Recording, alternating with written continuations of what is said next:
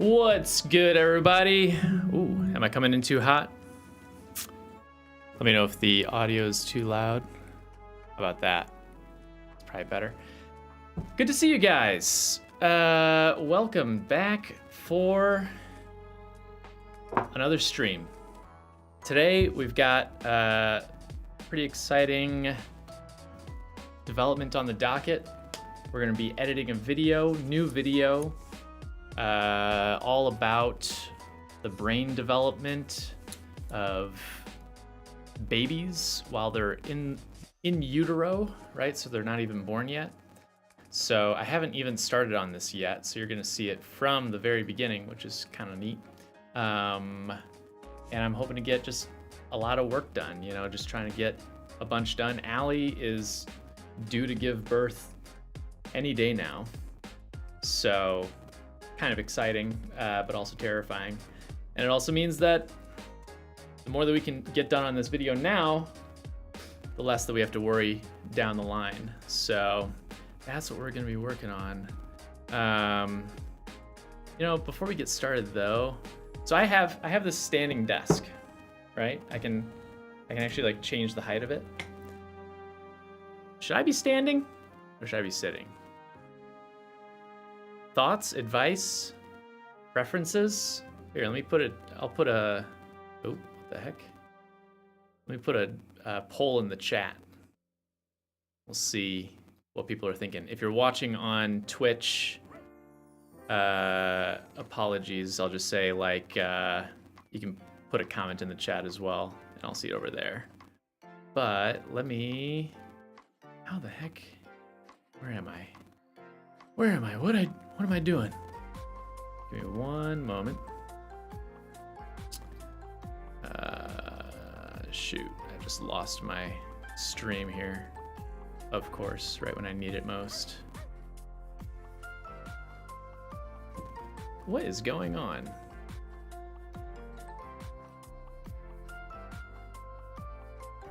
Give me 1 second. All right, I had the stream up. Here we go. There it is.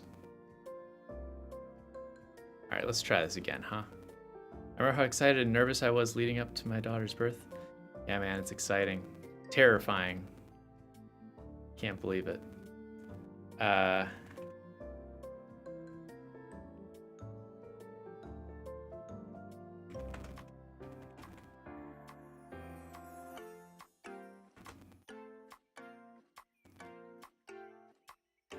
Okay. Polls in the chat now. Feel free to vote on standing or sitting. Right now, I'm sitting. Me too, when I came out. All right, Igor, come on, man.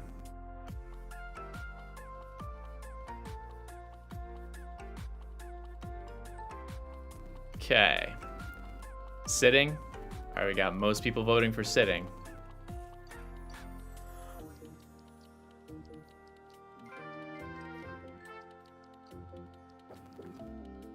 I was thinking of starting a psychology YouTube channel this summer and was wondering if you have any tips for beginners. Great question, VK. All right, here's the thing. If you're trying to start a new channel now, it's gonna be a lot harder to get off the ground at the very beginning, right? Those first like 100 subscribers are gonna be your most difficult. What you need to find is something that is niche and that is very like that people are going to watch. And I know that sounds very general in terms of advice, but I think at the point where we're at right now on YouTube, you need to have something that is going to be different enough that people will want to like seek out what you're doing, right? So I'd play towards your strengths, whatever those are. Also, just kind of as you know, if you're starting out, I would recommend doing longer form content, just because if you're doing longer form, you're more likely to retain people for longer periods of time, which is what YouTube has been using for pushing out videos. So if people are watching your material for a long time, then they're more likely to recommend that stuff to people in the future. So anyway, people are still voting for sitting, Dan. I know that you want standing power. Oh, it's getting stronger for sitting. You better like make an argument or something for standing. Trying to fill a gap on YouTube that hasn't been covered. I have a few potential ideas. Good. Really appreciate the advice. Good. Yeah, exactly. Find the gap. And there's plenty of gaps, you know, but it's just a matter of like knowing if it's gonna get an audience or not. All right. We're gonna leave that sitting or standing poll up. Continue to vote. And we're gonna get over into what we're doing today. So let's pull this up here. One moment. Boom. All right. We've got a fresh blank project, okay? We're gonna be starting from the ground.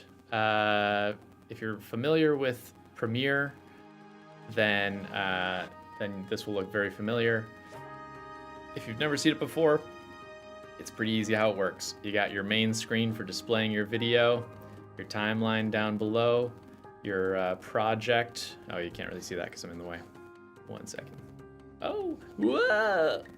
You got your like bin over here where you have all your different, you know, audio and video and all that good stuff.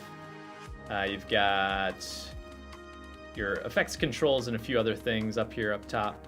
And that's the basics of it. All right, that's all you really need to know. Hey Ian, hey Rodriguez, good to see you. Rodriguez, good to see you back. Tell me something I don't know about the fetus brain, please. Very well, Ian. The fetus brain. Well, this will be in the video. I didn't actually know this until Allie wrote the script. But the brain actually starts to develop at like 13 days. So it's nothing resembling a brain, but it's more like just the tube that becomes the brain starts to form, which is kind of wild. So there you go. All right, so here's what we're gonna do. I know how my video and audio are structured. So here's what I'm just gonna grab all of my video files. I'm gonna drag them onto the timeline here. Oh shoot, actually hang on real quick. I'm noticing that this is 24 frames per second. I must have changed that at some point. And my I opened a timeline that was 29 or 30 frames per second essentially. So let's create a new sequence. I'll choose 24. I'll call this baby brains. Why not? Great. Now we're good to go. So take all those files, drop them in, and we'll keep the existing settings. We filmed in 4K, so it looks really zoomed in. But that's by design, right? I kind of expected or wanted it to be like that.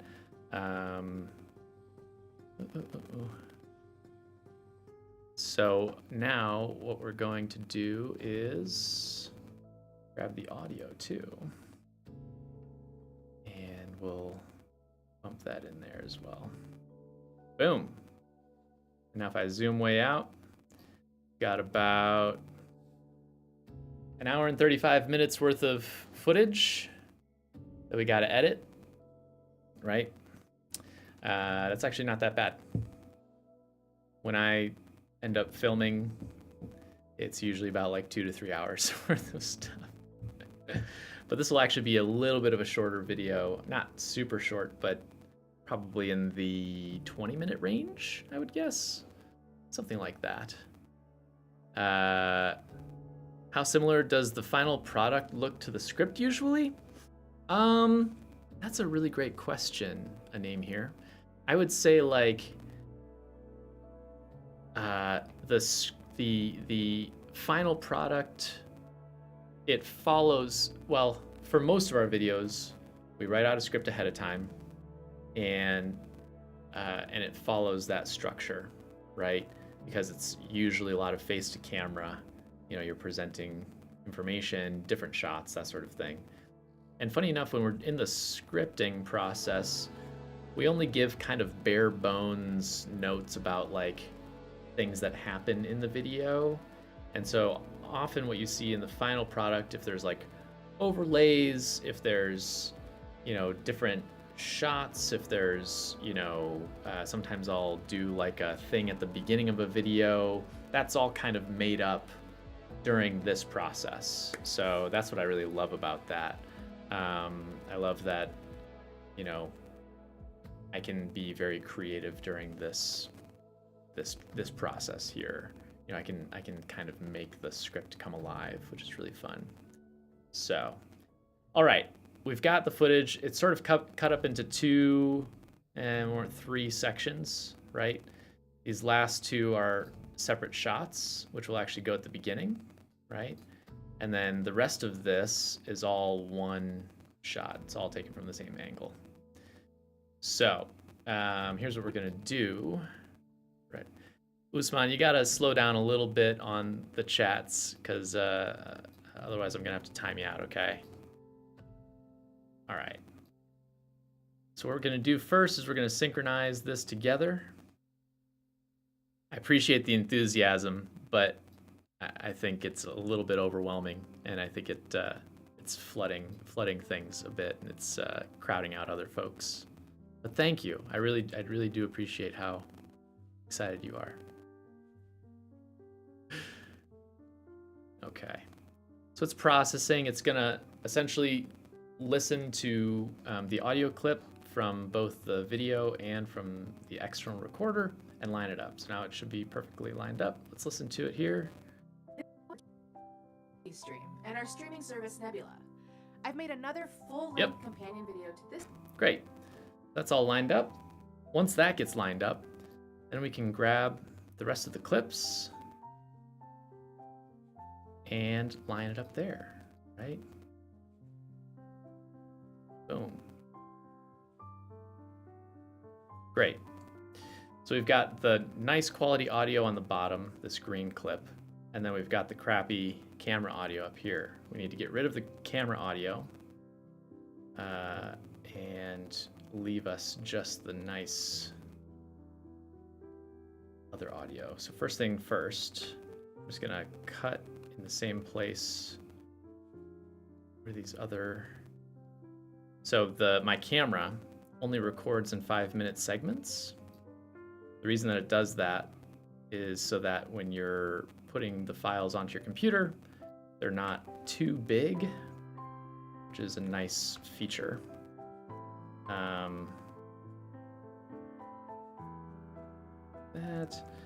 The downside is that then you have to do this in post. What am I doing? There we go. All right, then we go through and we link each of these clips. I feel like there must be a faster way of doing this, but I have not figured it out. Nope. We're just linking each of these individual clips together so that when I click on one of them, so right now if you click on one, it only selects the top layer versus the bottom layer. If I link them together, then when I click on one, it connects both of them. Is Nebula a real thing? Of course it's a real thing. Yeah, if you're not familiar, Nebula is a platform, a streaming platform, essentially, for content creators, mostly YouTubers, some podcasters, mostly YouTubers though, and we end up putting some extra content over there. It's a good deal. Got a deal going with Curiosity Stream, 26% off. So it's $15 for the year, which actually isn't that bad. Or it's not, it's like $14 1497 or something like that. Yeah, it's a streaming thing. Oh, and Allie's messaging me.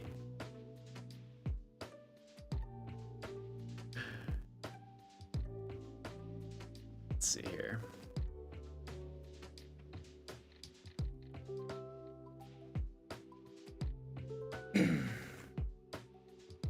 Okay.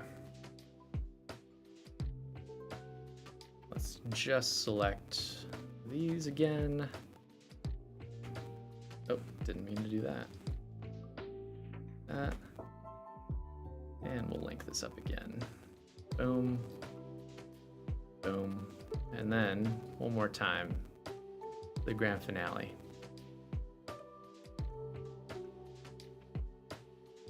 Okay.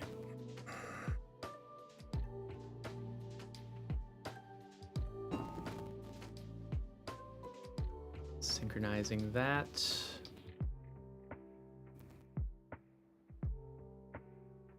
Boom.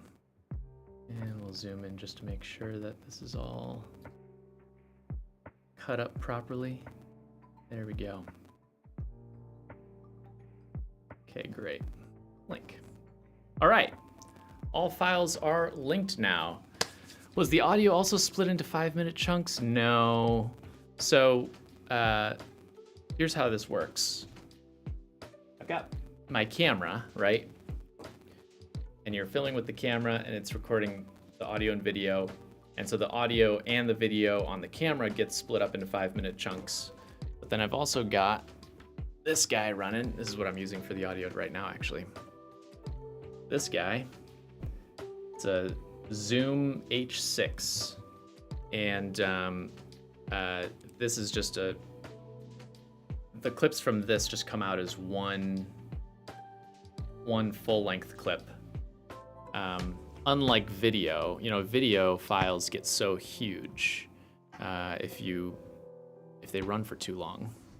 Audio clips, on the other hand, are pretty tiny, relatively speaking. So, an hour-long audio clip is gonna be like less than a gigabyte worth of space. Not even that. And that's for pretty high-quality audio. Was curious if you could merge the video clips into one thing first and then link the audio to the one chunk after that. So you could. Premiere is annoying. So what I could do, right? I could grab all of these clips, and let's say that this is the crappy video audio, like the camera audio. I could select all these clips. I could right-click on it, and I could go to Nest. Right? And now it's a nested sequence, right? It's all one clip. The problem is Premiere really doesn't like nested sequences. It slows way down,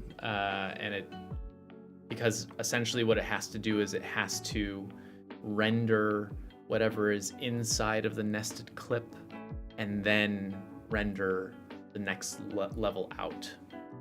So I hardly ever use nested sequences because it just becomes way too much of a pain. So, but that's a great question. What are the main goals of brain studies except trying to explain certain kinds of behavior? Well, I mean, it can explain, I don't know if it can even necessarily explain a lot of our behavior, but I think usually one of the big goals of brain studies is for clinical reasons, right? It's for treatment of just certain issues, for development of medications, for exploring what certain brain regions do in order to better understand, the functioning of those areas. So then that becomes useful for things like brain surgery or for, understanding brain lesions and brain injuries, or there's all sorts of stuff. Interesting topic. What would be your morality of abortion after the fetus brain has already developed? After like 5 weeks, I think it is. Well, so at 5 weeks, the brain is not really developed, right? And in fact, our brains this is something that comes up in the video, our brains aren't really even that developed when we're born. Like, they're obviously very advanced and all that stuff, but you know, unlike other animals, humans are pretty underdeveloped, undercooked when they come out, and that's why we require so much care upon birth, versus like a horse. You know, when a horse is born, it stands up and starts like walking around. So anyway, but regardless, in regards to abortion, I think where the brain becomes closer to, you know, resembling something that would be equivalent to an adult brain, or a brain that we would recognize, is after migration happens, right? When all of the gray matter puts out all these like different tendrils and it becomes the white matter. So I think at that point you're starting to make actual brain connections, and you start to have like actual thought. In terms of whether or not that should be the line that you draw for when a person should or should not be allowed to have abortion is a whole other question, I think. But you know, if your line is you know, abortion shouldn't happen after a baby has the ability to think, then that would be around the 3rd trimester. So that would be like 27 weeks. So that's pretty far. It's pretty far along. Yeah, but great question, and also a topic that I am not an expert on, nor do I feel qualified to make any sweeping statements on. I have my own personal opinion, but I don't necessarily have like a firm stance on, you know, like whether that should be used as the guideline. But it is something worth thinking about. Let's see. Cool, Mike. Thank you. Yeah, actually, so there's this, right? This is I'm just using this as the external recorder. It does have a mic on it. If you take this off. Right? Kind of a microphone on there. I'm actually not using that right now though. So I have an XLR cable plugged into this, which then plugs into this microphone. Boom. And that's what I'm using, as you can tell. Hello, what if I became an ASMR channel? So yeah, that's the microphone that we're using. This is a Rode NTG3. That's the microphone that we use. We should take a photo of our current recording setup when we film our next video to share. Yeah, totally. I feel like our recording setup hasn't changed that dramatically, right? We have some new gear, some lights and stuff. I can show you the lights that we use. Here, one second. So we use something like that. They're called quasar light tubes, and we use those because the quality of the light is really good. So when it will always put out a consistent light color, essentially. These are the things that I think about when we're looking at gear. So we have 3 of those, and that's all that we use for our light. And for most of our videos, we have to have extra lighting, just because our camera is a Panasonic GH4, and the camera, the sensor on it, the thing that you know, absorbs the light in order to produce the image, is what's called a micro four thirds sensor. And if you know anything about cameras and sensors, that is a very small sensor size, and that's why the camera can be so compact.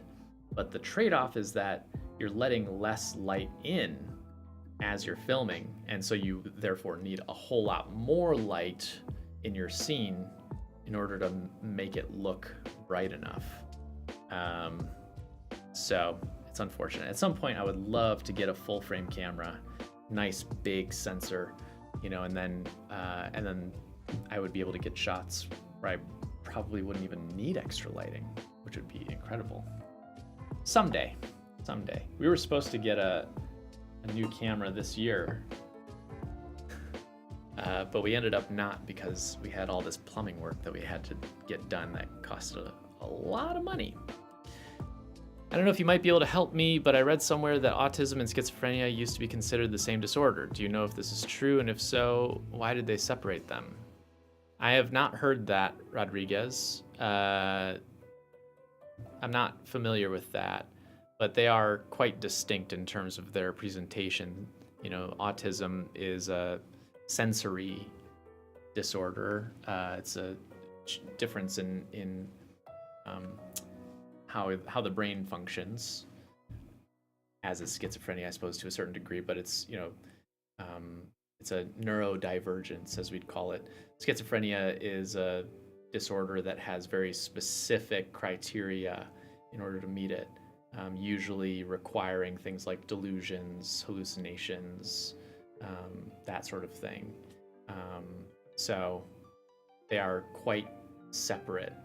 Now, maybe back in the day, you know, people would look at both of these and say, oh yeah, they're both, I don't know, neurotic, right? And it all just gets kind of thrown under one broad category. That happened with a lot of things back in the day, but not anymore. The golden rule of filming and photography is that you have to cook yourself under all the lights. Yeah, exactly. Although I will say, so we used to have halogen. Was it halogen? Yeah, I think it was halogen lights. They are ungodly hot, right? They just get super hot. That, you know, they need to get hot in order to put out a ton of light. And so when Allie and I started filming back in the day, we wouldn't turn on the lights until the last minute, you know, because we're in Southern California, in San Diego, where it's always warm anyway. And if you're in a room and you need good quality audio, then that means you're closing the windows, and then you turn on these lights and it just bakes the room, right? It would get so hot. Yeah, your makeup would start to melt. You know, like it was just uncomfortable. Your pits would start to sweat and stuff, and so you'd be like, okay, let's wait. Let's get a fan in here for in between shots. But we switched to these other lights, to the quasar light tubes, science light tubes. And the nice part about them is that they're LEDs. And everything is kind of moving in that direction towards LEDs. There's still a lot of lights used on film sets and stuff that are, you can get much brighter light with halogens and other kinds of lights than with LEDs. But everything's moving to LED in part because it's more energy efficient. It's they don't get nearly as hot. They don't get hot at all, really. And they can be pretty consistent too. So anyway, I'd also add that as we get a better understanding the different conditions and the underlying neurobiology, it makes more sense to separate conditions that can look similar. Very true. Yeah, I wouldn't be surprised if autism continues to be split up, right? Oh, Allie said literally the exact same thing. Well, there you go. Science is the new religion. What do you mean about that, God? What are you talking about? Anyway, maybe if enough people sign up for CuriosityStream/Nebula, we can buy that new camera sooner rather than... True. Yeah. Everybody sign up for the Curiosity. Here, I'll put some text on the screen, and we can all go sign up for something. Let's see.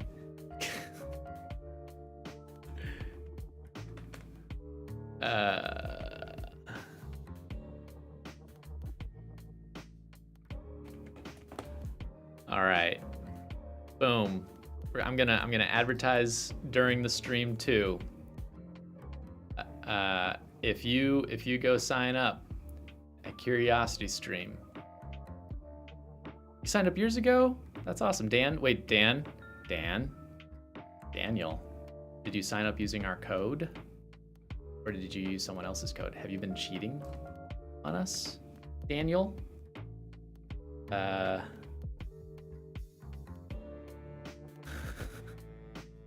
right. There. Oh, let me put it up here. I don't want it to get in the way of the video. Okay, here. Way up there. How's that?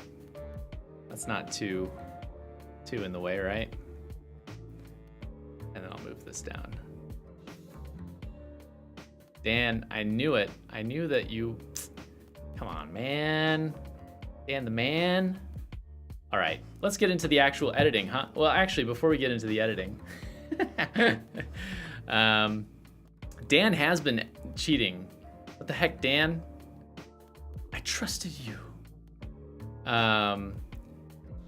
Real quick before we hop over there. So I've been doing, I just wanted to kind of show this because, I don't know, it's like interesting, I guess. At least it is to me. I started doing a little bit of work on our website recently. Boom. Just to update it. It's been coming along. This video is unavailable. Oh, it's probably because I'm streaming right now. It still needs some work, the homepage and all that stuff, but it's coming along. It's coming along. Is there something that I should put on our website that is not on there right now? I did this recently too, here for our book. It's kind of fun. Isn't that neat? I like that. Anyway, plenty more work to do, but it's kind of fun. Fun to work on stuff like that.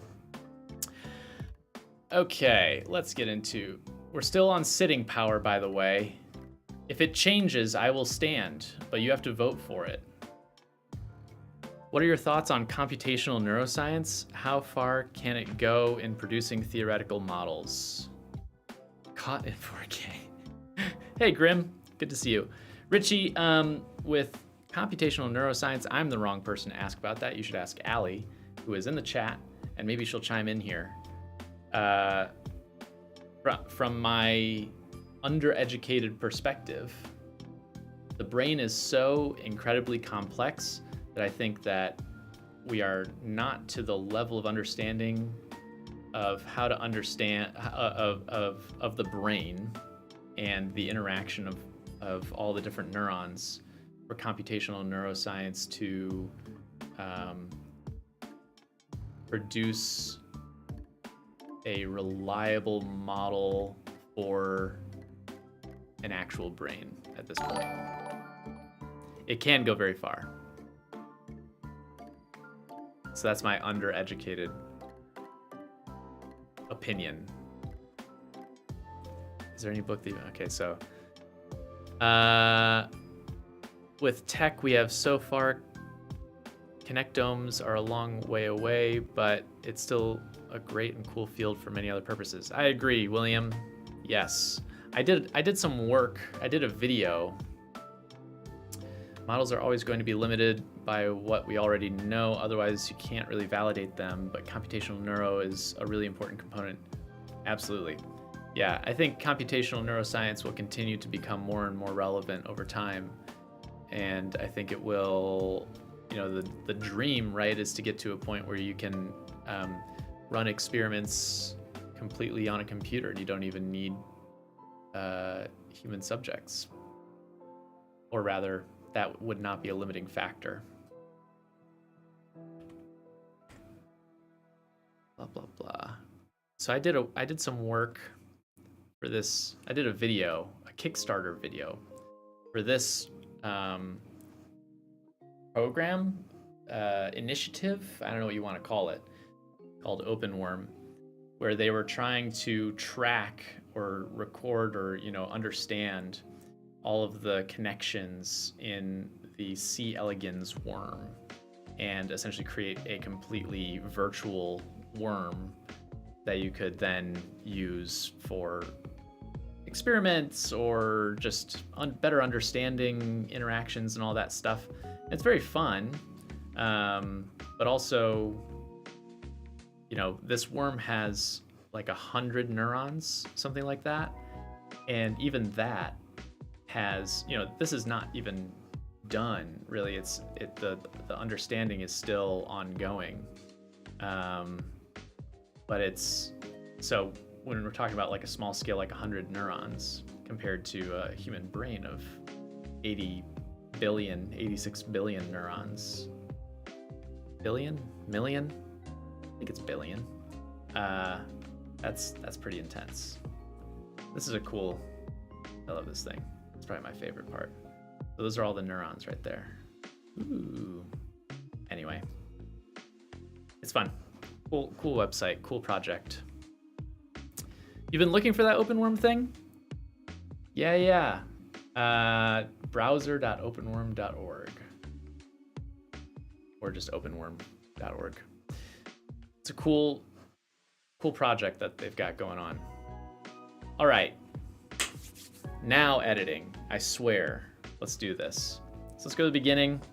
Probably want to rescale the footage so that it's full-sized. So we'll go to, right? Is it 50? Yeah, essentially. Okay. I'm gonna grab that value and apply it to all the videos.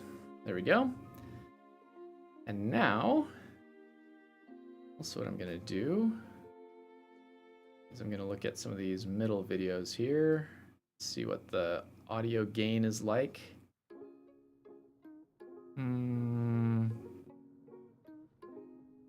If the eyes perceive light, does that mean all the eyes have ever seen? Does that mean all the eyes have ever seen? You mean have never seen? That's all the eyes have ever seen? Yeah, I guess so, right? Like we're all kind of living in our own virtual reality.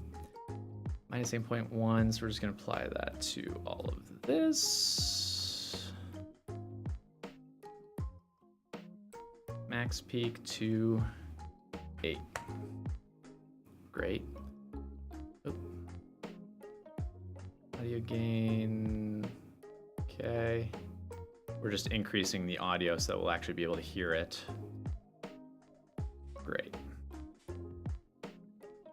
Let's see. Okay, here we go.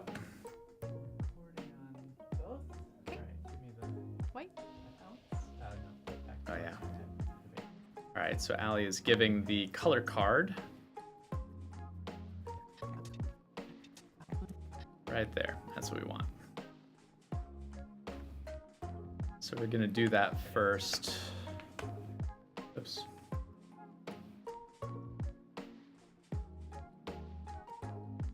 And I need to just grab this information real quick. So I'm gonna pull up a plugin that I use called MBR Color Checker. It's kind of a nice application. It gives you this box here, right? And it lines up with the colors here. So all you have to do is just put it right on there. We'll probably zoom in a little bit, just to make sure that it's on correct spots. Actually don't know how accurate it actually needs to be, you know? But I always try to get it as close as possible. And then we're gonna go down here, Panasonic Vlog, and then read from frame. Boom. So now, we zoom back out. That is the initial color corrected image. Now it's a little bit dark to my liking. So there is an option to turn off preserving the lightness. There we go. A little bit better, it's a little bit blown out. Tell you what, we're gonna keep it low initially, and then we'll add more brightness later on. You can actually see here. Yeah. So we're gonna save this as main LUT. LUT stands for lookup table. Okay. And now what we can do is come in here with Lumetri color. I'm just gonna drop that in. We're not gonna do all of our color correction quite yet. We'll wait on that. But I just want to put in this one just so that I can have it saved, so I don't forget that I have it. I probably will put it in this next one too. Okay, there we go. Where's the best place to pick up a copy of your book so you get the biggest cut? Ooh, great question, Dan. Probably directly from the publisher. So let me pull that up real quick. I'll put a link in the chat.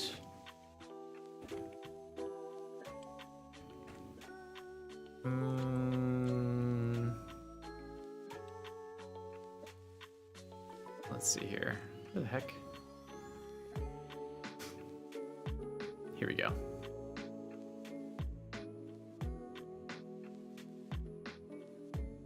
All right. There you go. I put a link in the chat if you want to buy the book.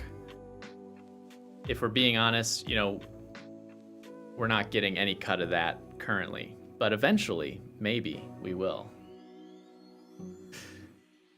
So, oh, thanks for the subscription, John. You bet, Dan. All right. Curiosity Stream and our streaming service Nebula. Okay, so we did several takes of this. I'm pregnant.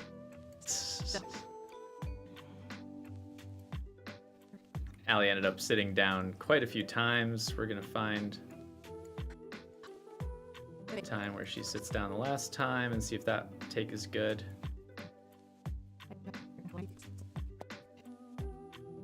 Okay, so it seems like this take.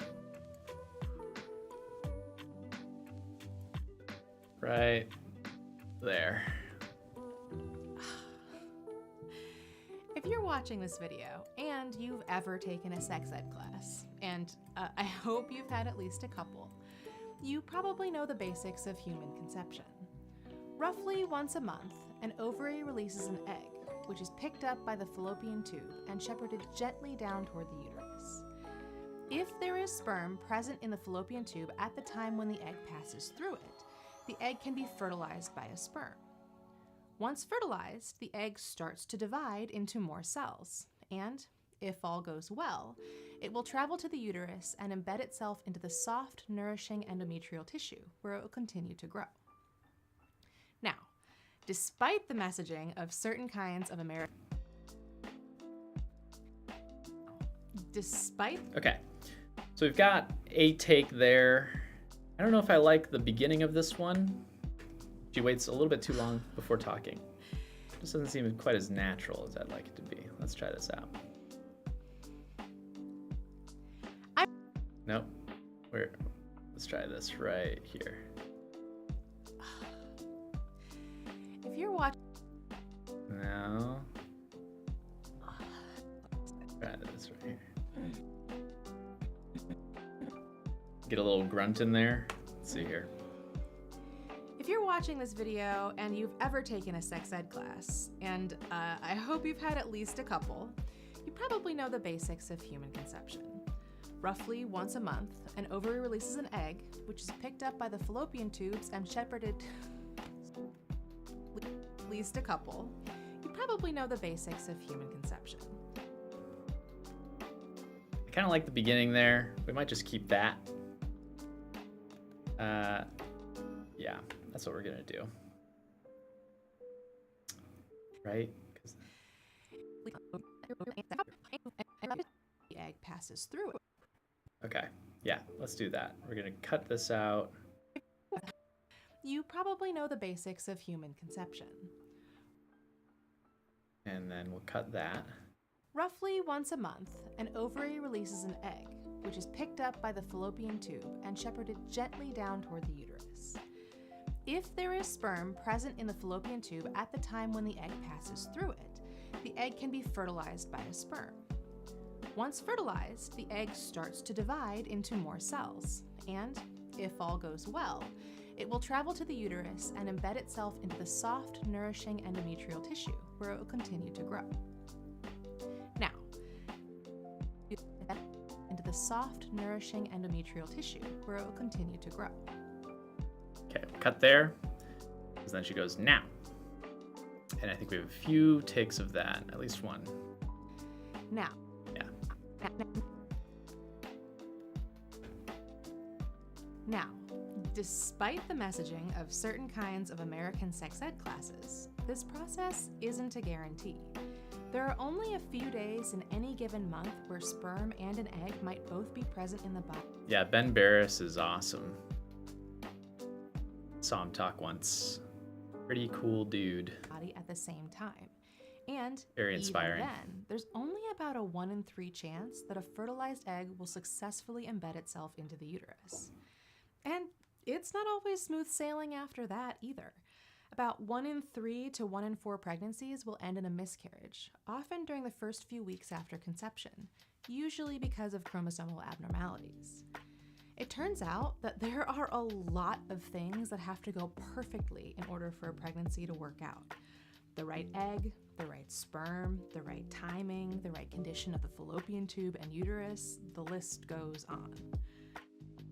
Okay, good. Allie kept running out of breath because there's a whole baby in there. And so her lungs literally don't have room to expand. I think that's wild. Goes on.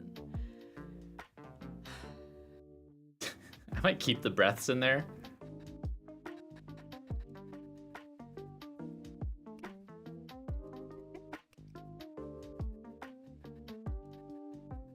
Just because maybe that could be a fun little add-on.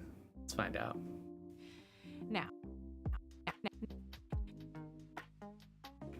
Now, despite the messaging of certain kinds of American sex ed classes, this process is not a guarantee. Okay, so we've got 2 different takes here, all right? I'm actually going to bump up the audio a little bit.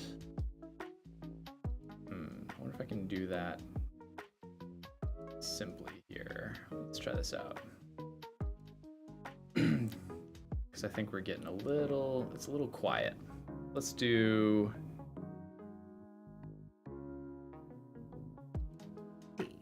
There are only a few days in any given month where a sperm and an egg might both be present in the body at the same time. So let's do a 1 in 2 vote, all right? I'm gonna put a poll in the chat. Allie's pregnant, Jeff. I don't know when you commented that. I just saw it.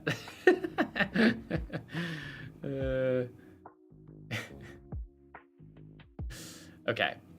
So I'm gonna put a poll in the chat. We're still at sitting power, and it's quite overwhelming. So I'm gonna end that poll. All right, sitting it is. Yeah, you bet, Jeff. New poll. Take 1. Oh, which take? Take 1. Or take 2. All right, I'm putting up the poll. Don't answer yet. Okay. If you're voting right now, I know that you're lying. All right, don't do it. We're gonna go through these one by one. All right. Here's take 1. Now, despite the messaging of certain kinds of American sex ed classes, this process isn't a guarantee. There are only a few days in any given month where sperm and an egg might both be present in the body at the same time, and even then, there's only about a 1 in 3 chance that a fertilized egg will successfully embed itself into the uterus. And it's not always smooth sailing after that either. About 1 in 3 to 1 in 4 pregnancies will end in a miscarriage, often during the first few weeks after conception, usually because of chromosomal abnormalities. It turns out that there are a lot of things that have to go perfectly in order for a pregnancy to work out. The right egg, the right sperm, the right timing, the right condition of the fallopian tube and uterus, the list goes on. Okay. Now, that's take 1. And I see that frickin' 3 of you have already voted, even though you haven't even seen take 2. 2 of you voted for take 2. I'm on to you, all right? This is take 2. We haven't even seen take 2. All right? You might have voted for something that's just awful. Anyway, let's go through this. This is take 2. Now, despite the messaging of certain kinds of American sex ed classes, this process is not a guarantee. There are only a few days in any given month where a sperm and an egg might both be present in the body at the same time. And even then, there's only about a 1 in 3 chance that a fertilized egg will successfully embed itself into the uterus. And it's not always smooth sailing after that either. About 1 in 3 to 1 in 4 pregnancies will end in a miscarriage, often during the first few weeks after conception, usually because of chromosomal abnormalities. It turns out that there are a lot of things that have to go perfectly in order for a pregnancy to work out. The right egg, the right sperm, the right timing, the right condition of the fallopian tube and uterus, the list goes on. I myself had a miscarriage, and it was really tough. That was the end of take 2, all right? She was about to go into the next part. Now you can vote. Take 1 or take 2. Which one did you like? And I will be removing 1 from take 1. Well, I'll just remove 1 from take 2 because some people did not follow the assignment correctly.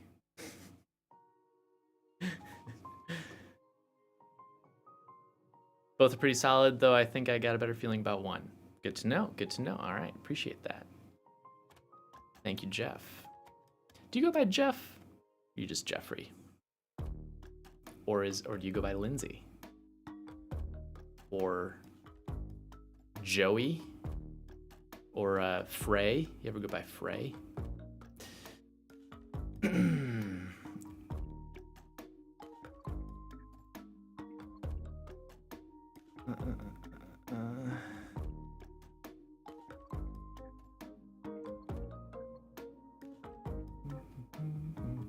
Yeah, Richie, sorry, I'm catching up on your comments.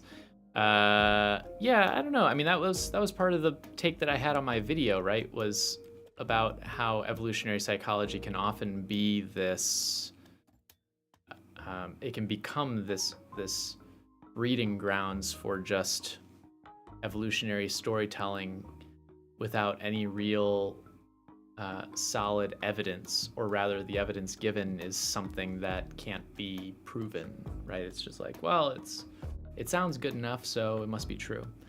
So anyway, I think it's worth being skeptical about stuff like that.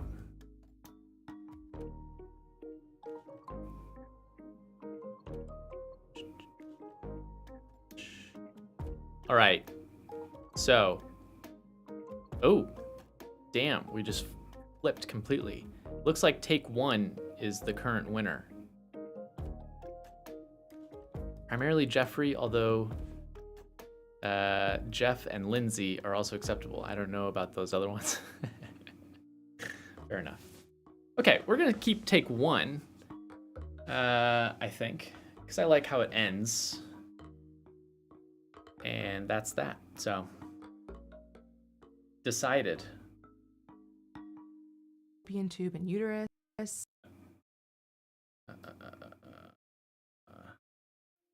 The grief that went along with it.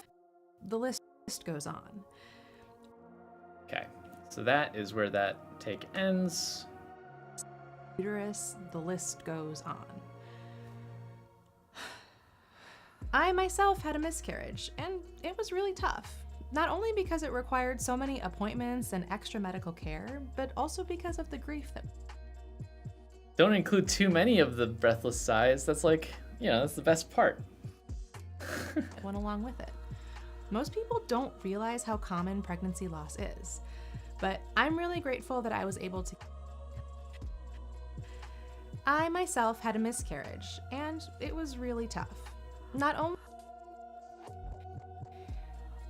I myself had a miscarriage last year, and it was really tough.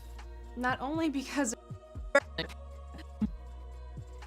I myself experienced a miscarriage last year, and it was really tough. Not only because it required so many appointments and extra... Okay. Here's what we're gonna do. We're gonna compare first take and last take. I myself So it tends to be where, first take has the most like magic sometimes. Last take tends to be the most practiced. So we're gonna do the same thing, 1 or 2, and you just put in the chat the number. Take 1. I myself had a miscarriage, and it was really tough. Not only because it required so many appointments and extra medical care, but also because of the grief that went along with it. Most people don't realize how common pregnancy loss is, but I'm really grateful that I was able to get lots of excellent medical care during that experience, and I feel very lucky to be here now. I myself experienced a miscarriage last year, and it was really tough. Not only because it required so many appointments and extra medical care, but also because of the grief that went along with it. Most people, especially people who don't have kids, don't realize how common pregnancy loss is. But I'm really grateful that I was able to get lots of excellent medical care during that experience, and I feel very lucky to be here now. Okay. Thoughts? Vote now. 1 or 2.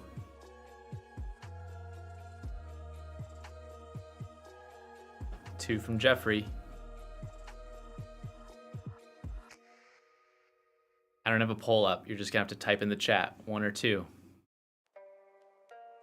2.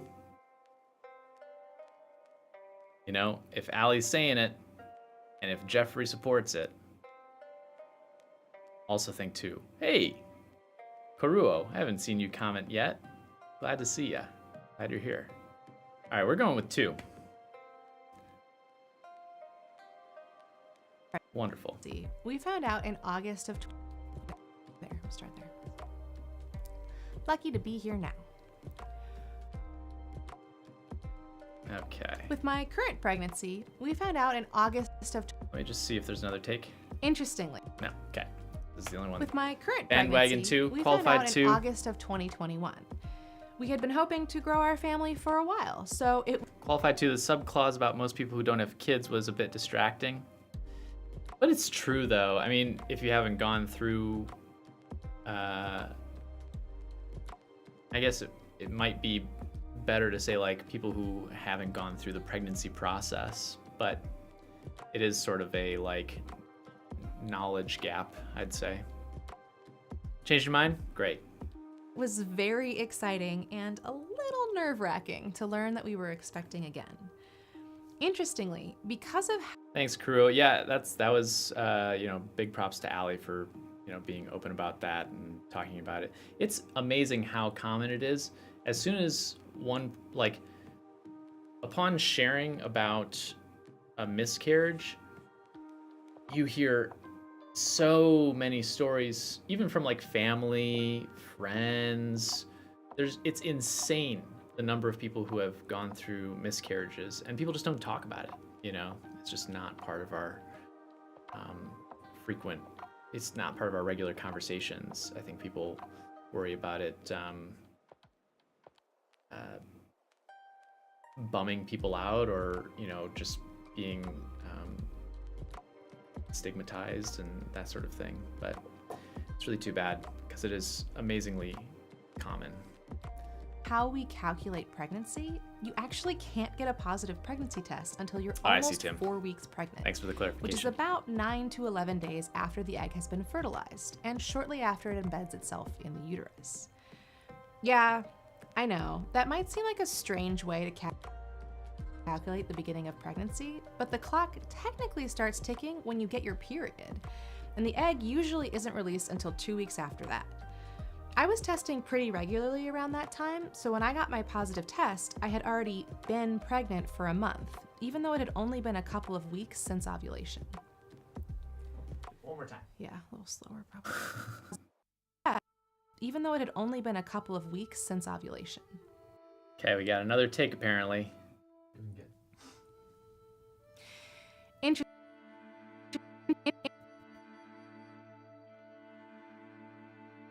With my current... So it must start here.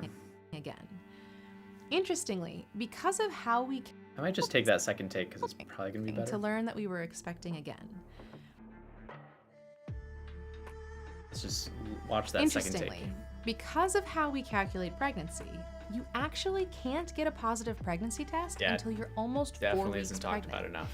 which is about 9 to 11 days after the egg has been fertilized and shortly after it embeds itself in the uterus. Now, I know that this might seem like a strange way to calculate the beginning of pregnancy, but the clock technically starts ticking when you get your period, and the egg usually isn't released until about 2 weeks after that. Now, since I was testing pretty regularly around that time, when I finally got my positive test, I had already been pregnant for a month, even though it had only been a couple of weeks since ovulation. I like that take better. We're gonna use that one. Skipping ahead. I hope you don't mind that I'm not asking for your opinion about those takes. A couple of weeks since ovulation. At this That was pretty good. Let's watch that again. a couple of weeks since ovulation.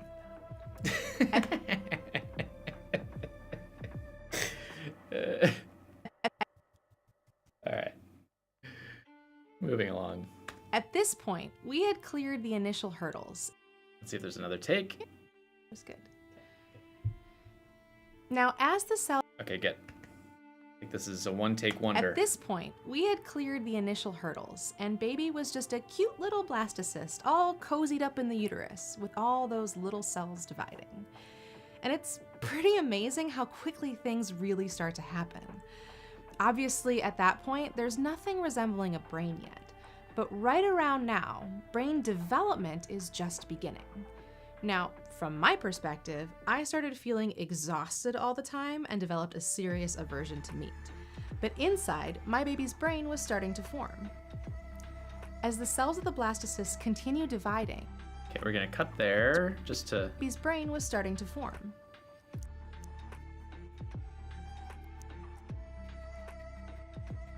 We'll just cut that. Agreed, it's a very common experience, and I feel like many people have no idea how common it is because, at least in the US, it feels taboo to even talk about reproduction. Yeah, and I feel like it's not really discussed in the context of the sort of abortion debate, too. There are a lot of miscarriages that occur far beyond the sort of new rules or time periods that a lot of the GOP have been setting up around abortion limits. It's just kind of ridiculous to me, Anyway, we're not going to get into it, but I think it would inform the debate and discussion a whole lot more if we were using evidence and had conversations about this kind of stuff. As the cells of the blastocyst continue dividing. Now, as the cells of the blastocyst continue dividing, they begin to separate into Let's see. Over the next 2 weeks, the Okay, seems like this is going to be the better take. Do that. Now, as the cells of the blastocyst continue dividing, they begin to separate into distinct layers. And the outermost of those 3 layers, called the ectoderm, In this is what will economy? eventually become the nervous system, as well as the skin and pigment cells. The embryo starts to get longer, though it really doesn't look much like a human yet, and it's only about 1/4 of an inch long, which is smaller than a grain of rice. Think of like the size of a speck of glitter. But despite its super small size, the neural tube has already begun to develop. This tube will eventually become the brain and spinal cord, so this is a very delicate time during brain development.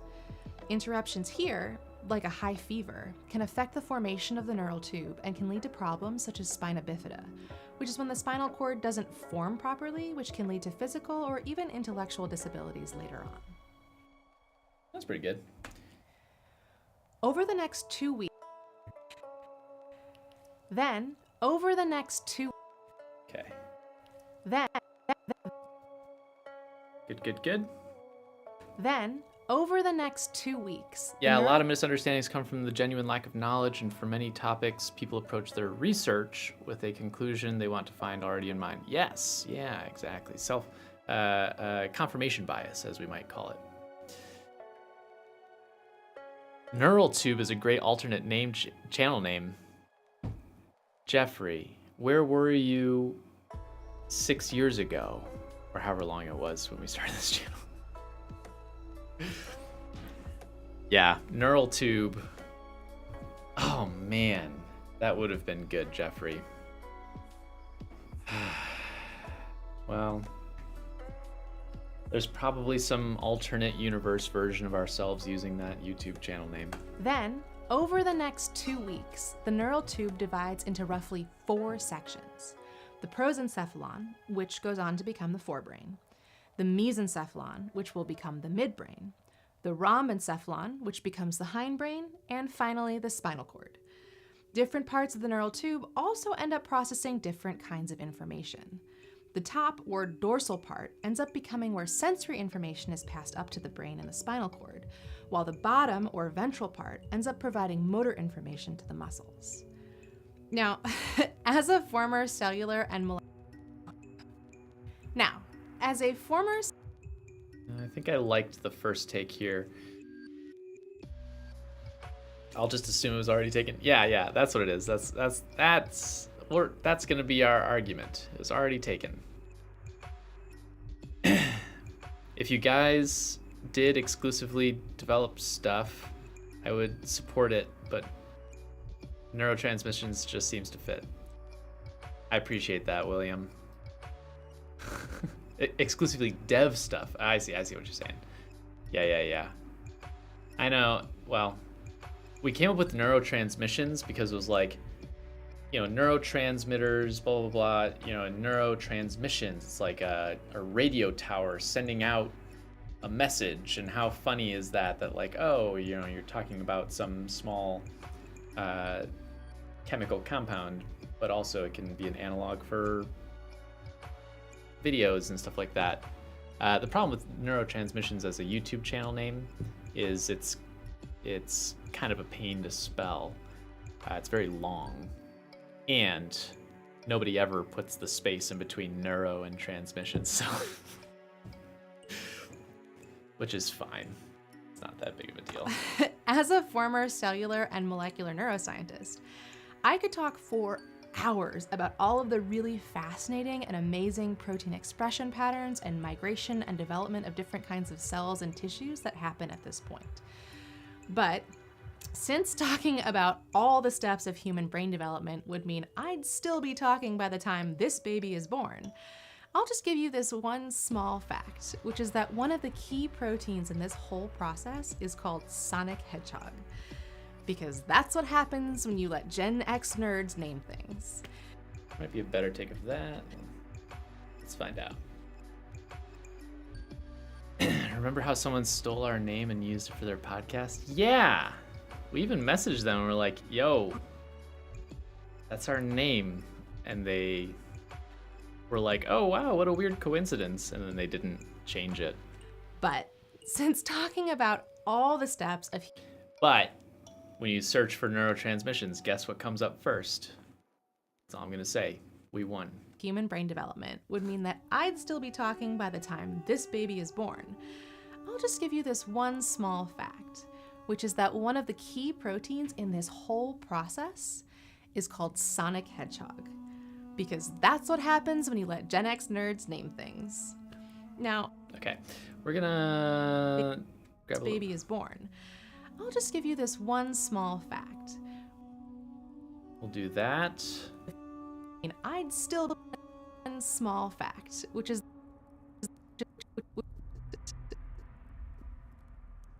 there we go. Boom. I'll just give you this one small fact, which is that one of the key proteins in this whole process is called sonic hedgehog. Because that's what happens when you let Gen X nerds name things. Okay. I don't know enough about the whole process to be well informed, but re-implantation sounds terrifying. Don't even get me started. It does sound terrifying. It also sounds not great for the person who has to have it reimplanted.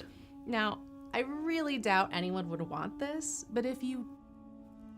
By week 6... Okay.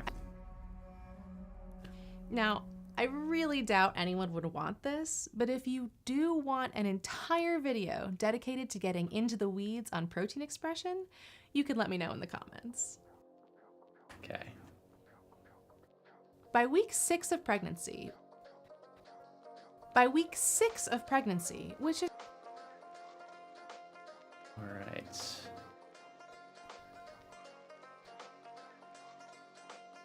There we go. By week 6 of pregnancy, which is just about a month after conception, the neural tube has fully closed, and some of the rudimentary organs have begun to form, including the ears and eyes. It's around this time that the embryo starts to sort of resemble a human, though it still looks pretty similar to the embryo of any other vertebrate species. It's much bigger than it was, but still really small. Like, think the size of a jelly belly. The walls of the neural tube contain neuroepithelial cells, also known as neural stem cells. And some of those cells become neuroblasts, which are a sort of primitive nerve cell. These end up forming the brain's By week 6 of pregnancy, which are a sort of primitive nerve cell. These end up forming the brain's I might just take the take from sort this. of primitive. Let's see here. Like, think the size of a jelly belly. Maybe we'll cut there. Like that. Bigger than it was, but jelly belly. The walls of the neural tube. Oops. The walls of the neural tube contain neuroepithelial cells, also known as neural stem cells. And some of those cells become neuroblasts, which are a sort of primitive nerve cell. These cells end up forming the brain's neurons, which first form gray matter and then grow nerve fibers that become the white matter. I imagine it's sort of like a plant growing roots. Now, at the same time, that prosencephalon begins to further divide itself, bubbling out to form the telencephalon, which eventually I think we ended up doing this a few times. gray matter, then grow nerve fibers that become the white matter. I imagine it's sort of like a plant. Okay, yeah. I imagine fibers that become the white matter. Boom. Now at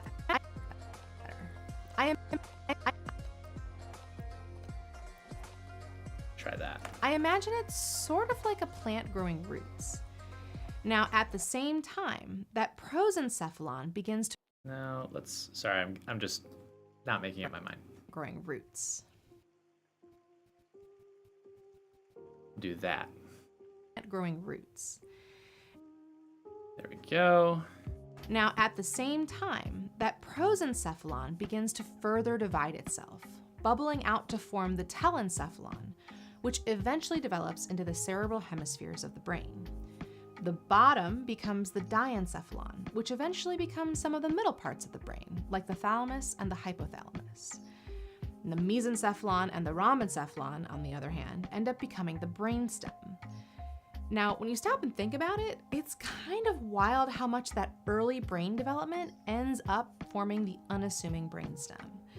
It really just goes to show how important that structure is. While in neuroscience, the cerebral hemispheres get a lot of attention because they process language. Okay, we have another take later I on. imagine it's sort of like. Now, about that same time,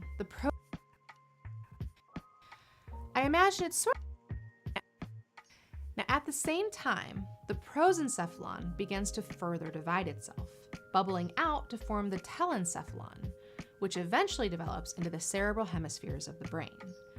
The bottom becomes the diencephalon, which eventually becomes some of the middle parts of your brain, like the thalamus and the hypothalamus. The bottom becomes The bottom. She does that when our teleprompter stops working. as the brain begins to form into these different regions. Okay, hang on. To me, it really. The bottom becomes the diencephalon, which eventually becomes some of the middle parts of your brain, like the thalamus and the hypothalamus. The mesencephalon and rhombencephalon, on the other hand, end up becoming the brainstem. Now, it's kind of wild becoming the brainstem. I'm gonna cut there. I didn't mind the take that we had here. That prosencephalon becomes the diencephalon, which eventually becomes some of the middle parts of the brain, like the thalamus and the hypothalamus. And the mesencephalon and the rhombencephalon, on the other hand, end up becoming the brainstem. Now, when you start brainstem, like that.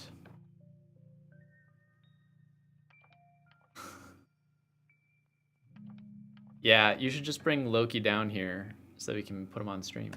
Now, it's kind of wild to think about how much that early brain development ends up creating the unassuming brainstem. To me, it really just goes to show how important that structure is. In neuroscience, the cerebral hemispheres get a lot of attention because they're responsible for processing language and cognition and processing somatosensory information. But that brainstem is really important for things like, breathing, sleeping, keeping your heart beating. So it's very important for development to get things right at this stage. Good. Great take. As the brain begins to form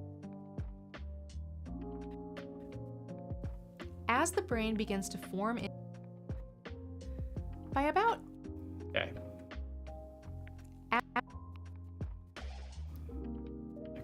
As the brain begins to form into these what would be in a rhombencephalon soup, right? So you have the ramen noodles, right? Maybe the broth is made out of like cerebrospinal fluid, and you've got like maybe like a couple of what else would be in there? Maybe some like pituitary glands floating around, or what else would you put in there? Put like what else do you have in ramen? Celery. Okay, all right. I was going a whole different direction. As the brain begins to form into these different regions, the cells will continue to divide and grow. Even though these regions begin to form so early, they won't be by about... Okay. I guess we only have one take As of the that. brain begins to form into these different regions, the cells will continue to divide and grow.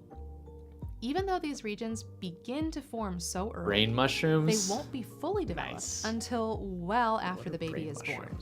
Like even on into early adulthood in most cases. But I'm getting ahead of myself. Oh. By about 8 weeks of Hang on, pregnancy. we have to stop and look at this. Brain mushrooms. Wow. Look at that. That's ugly looking. I wonder if it tastes any good. Brain mushroom. Goes by many aliases. False morel, turban fungus, elephant ears, brain mushroom. It can be poisonous when unprocessed. How does it taste?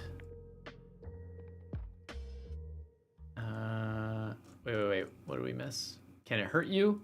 Brain mushrooms, like certain other members of the genus, but even more so, contain an unstable and water-soluble chemical called gyromitrin.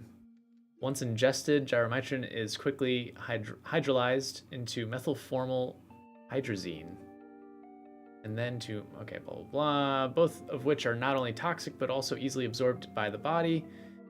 Can cause gastrointestinal and neurological symptoms, including but not limited to vomiting and diarrhea, headache, fatigue, slurred speech, dizziness, tremor, and, though more rarely, coma and death. Good to know. All right. Wow, it takes 2 to 6 days to resolve. So you better cook your mushrooms good.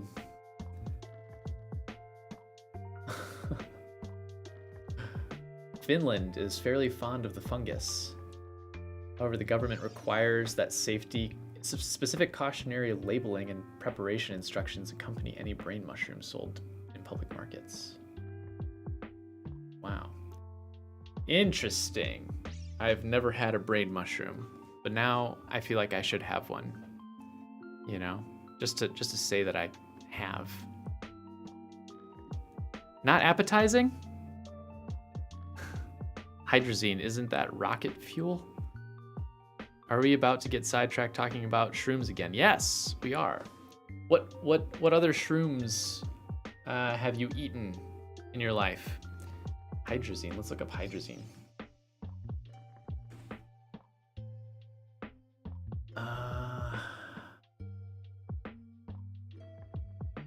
Hydrazine is used in various rocket fuels and to prepare the gas precursors used in airbags.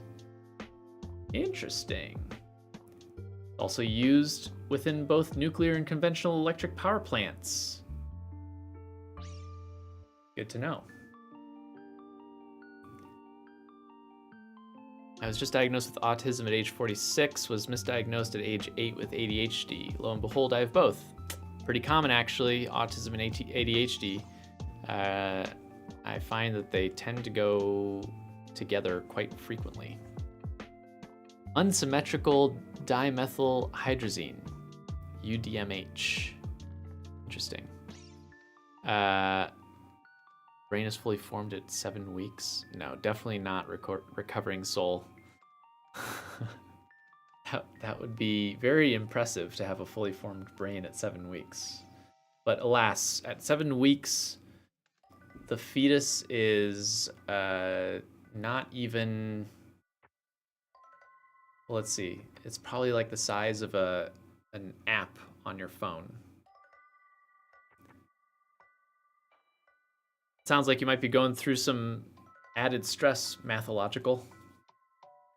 You know, if your dad passed away and your meltdowns have increased. I don't know if your dad was a big support for you or not, but it seems like maybe some, you know, it's just stress has been heightened. Ooh. Amanita muscaria. Yeah, that's the Mario mushroom, right? Yeah. Look at that thing. Reindeer eat this thing. They will paw at the snow and uncover these mushrooms and eat them. We don't know necessarily if they eat it for its psychedelic effects. It's pretty deadly to humans unless it's processed, unless it's prepared appropriately, from my understanding. Dan, you might know better than I do. But my understanding is it can be quite deadly if not prepared properly. But some people do use it for tripping. And what was the psilocybin subcubensis? That's the most common psychedelic, right? Psilocybin subcubensis.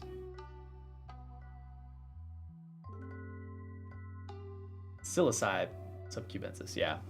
These like little guys. They can pop up all over the place. They even they have them here in the Midwest too. But good luck, you know, finding them out in the wild. You know, they're out there, but mushroom hunting, like hunting for edible mushrooms, seems like a very dangerous hobby to pick up, right? Because if you misidentify a mushroom, you could be screwed, you know? Like you could make yourself really sick or worse. So the only one who gave a damn. Yeah, exactly. I'm looking at microdosing MDMA or psilocybin. Any advice? I hate pharmaceuticals. Therapy, I'd start there. Therapy's a good place to begin. In terms of using illicit substances for treatment, I haven't heard of any of those being used for like meltdowns or anything like that. You know, my understanding of the use of drugs when a person is already under pretty extreme stress is that it doesn't necessarily make things better. So you'll want to, I think, address some of those underlying issues first before exploring anything recreational.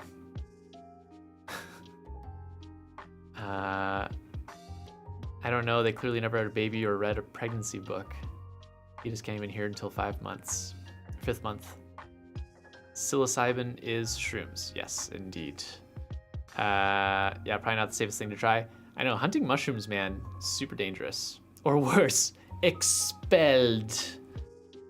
We got a Harry Potter fan here.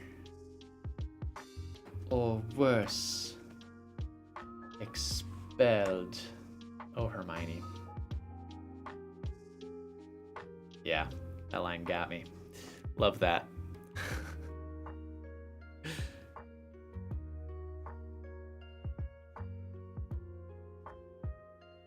Yeah, as Ali said, there are some organizations that can help sometimes. Usually it's on a clinical basis, so you have to qualify. You would have to look at something like MAPS. MAPS is an organization that does that kind of stuff sometimes, or they promote that kind of stuff. You would have to take a lot of MDMA in order to get to serotonin syndrome, which maybe you did, but in which case your dosage was extremely high. So I would not recommend that. Or you were taking MAOIs. If you're taking MAOIs and you used MDMA, that could also cause serotonin syndrome. I heard there's one city in Colorado and another in California that allows legal mushroom use to treat anxiety or depression or something. I'd be curious to hear about that, Recovering Soul.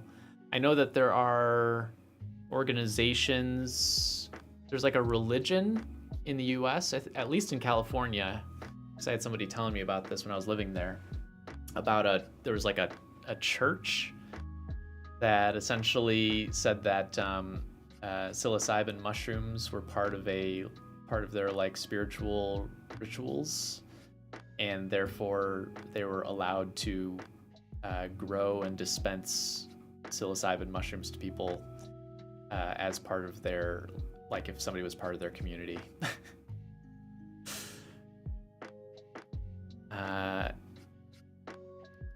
Yeah, SSRIs can also contribute to serotonin syndrome, but again, you'd still have to take a pretty big dose. If you're using once a week for a long, yeah, so if you're doing 5 to 6 doses over 2 months, it could lead to serotonin syndrome, right? Because you are depleting your body of serotonin and not giving yourself enough time between uses to replenish. And so, yeah, you could have gotten to the point of serotonin syndrome if you're having consistent use. We have Amanita muscaria growing nearby in a pine forest. They can be eaten raw. What? Oh, but they'll make you pretty sick. Yeah. They're better for smoking or a sensation similar to being drunk. Interesting. I've never heard of that before. Wow. That's wild. Good to know. Have you read the book, The Poisonous Mushroom? I have not. I should share the photo that you just sent me. I closed GChat because it was making too much noise, but I'll open it back up again. Let's see here. Oh, what? Okay, hang on. I will share these. So look at that. There's my boy. My boy, Loki. Looking at my stream. What a good cat. But that's not all. Check this out. Look at him. He's pawing at my face. Either he's pawing at me or he's pawing at Hermione because, you know, didn't want Hermione getting too close. That's very cute. Thank you for sharing that.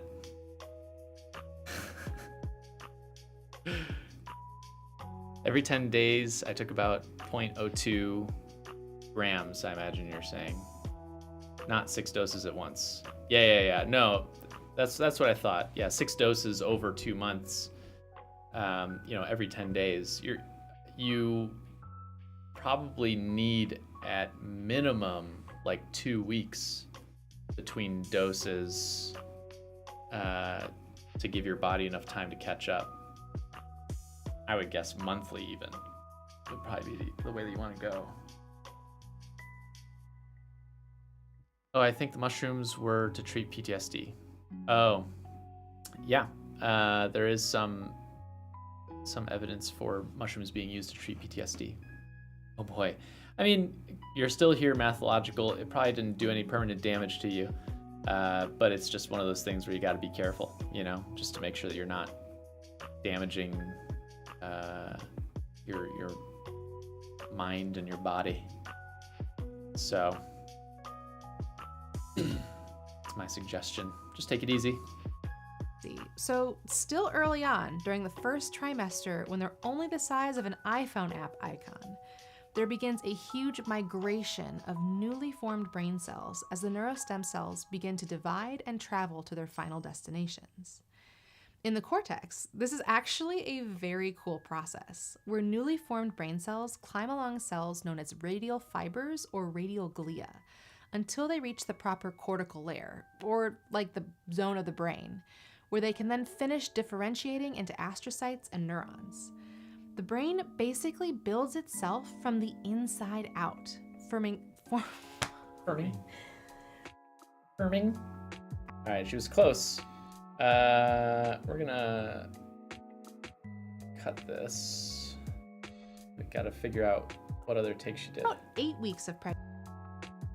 As the brain begins to form into these different regions, the cells will continue to divide and grow. I think she did multiple takes here. Okay. By about 8 weeks of pregnancy, so still very early on, during the first trimester, until they reach the proper cortical layer or brain zones. Once they're there, the cells can then finish differentiating into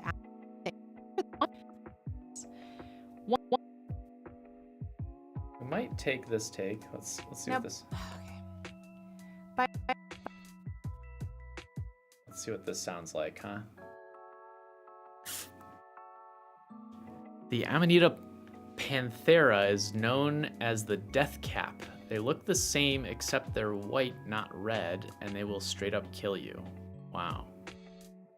I don't plan on hunting for mushrooms, edible or otherwise, anytime soon. Actually, give me 1 second. Let me grab something real quick since we're talking about mushrooms.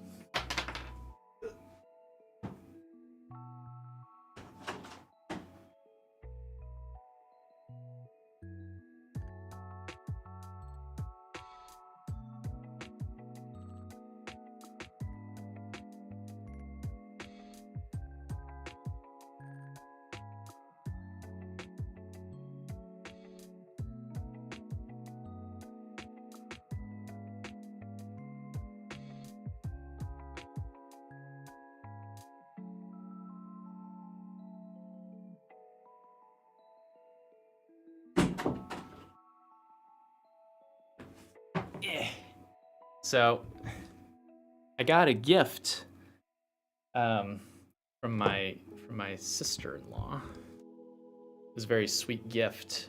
A bunch of shrooms. No, I'm just kidding. She gave me this mushroom growing kit, which is pretty fun. I've used one of these once before, and it turned out pretty good. Today, Allie was like, I put it in the basement because I was like, oh, I'll grow this later, and I want to make sure that it's the right time. So I put it in the basement so that I could remember to mess with it later. And today, Allie brought this up to me, and she's like, oh hey, look, there's already a mushroom growing on it. 2 of them actually. You can see a little guy right there. Isn't that nuts? So anyway, these are pearl oyster mushrooms. Thanks for the sub, Chuck. Appreciate it. So anyway, yeah, it turns out when you get one of these, you should use it right away. Mushrooms wait for no one, exactly.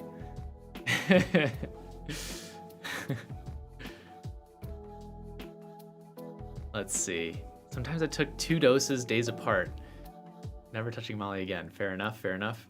What do you know about risperidone, drug for autism that helps with meltdowns? I actually don't know much about risperidone, and I'm not a doctor, so I would not trust my medical advice. I know about risperidone for treating other issues, but not for autism. Yeah, it is a fun kit. So I've done one of these once before.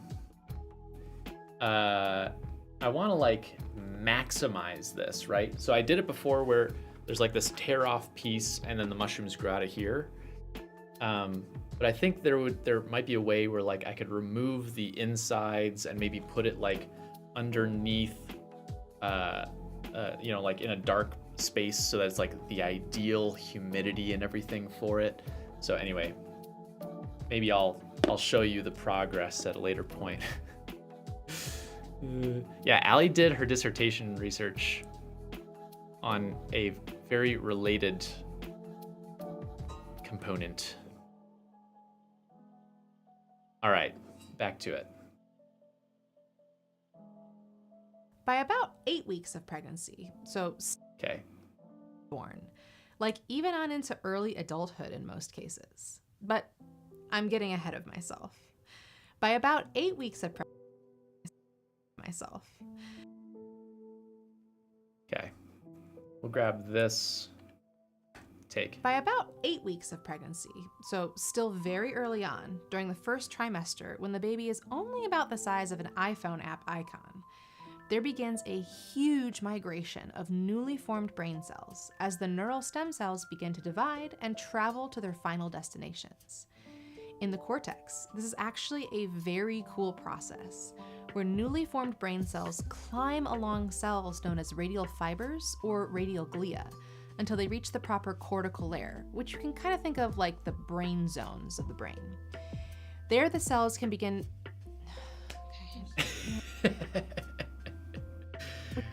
which you can kind of think of like the brain zones of the brain.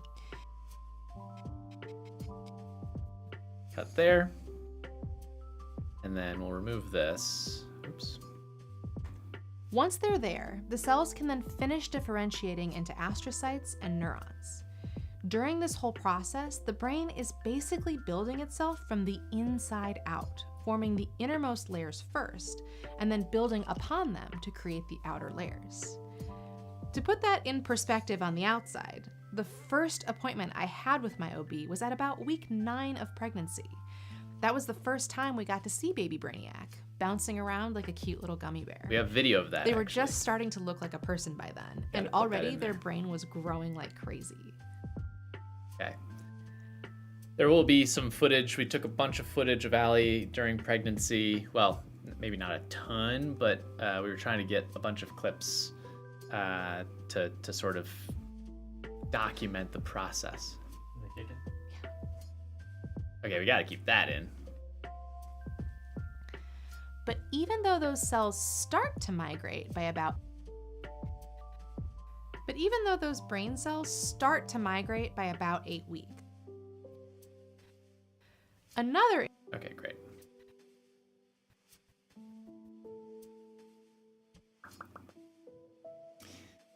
Let's see. I think I might be autistic, scored 39 on that little quiz. I do have epilepsy, though, since I was 14. Interesting. I don't know what quiz you're referring to necessarily. Is it like an online thing? What's the size of an iPhone app icon? It is that size, right? One of these. So like less than the end of my pinky there. So like a gummy bear, essentially. Oh, you just emailed that footage? Good. That's great. Wonderful. But even though those brain cells start to migrate by about 8 weeks, it takes a little bit longer for fingernail neurons size. to Yeah, that's a good develop way of putting enough it. to start making connections with one another. Synapogenesis begins right after the end of the first trimester, around 13 to 14 weeks of gestation, when the baby's about the size of a pack of gum, and that synapogenesis continues for pretty much the rest of their lives. Another important component of brain development, 13 to 14 weeks of gestation, when they're about the size of a pack of gum. Another important component of But even though those brain cells start to migrate by about 8 weeks, I don't know what happened there. It takes a little bit longer for neurons to develop enough to start making connections with one another. Synapogenesis begins right after the end of the first trimester, around 13 to 14 weeks of gestation, when the baby's about the size of a pack of gum, and that synapogenesis continues for pretty much the rest of their lives. Another important component of brain development. Okay, so there's that take. It looks like that's a whole take. Let's just double check that. Another surprisingly important component of brain development.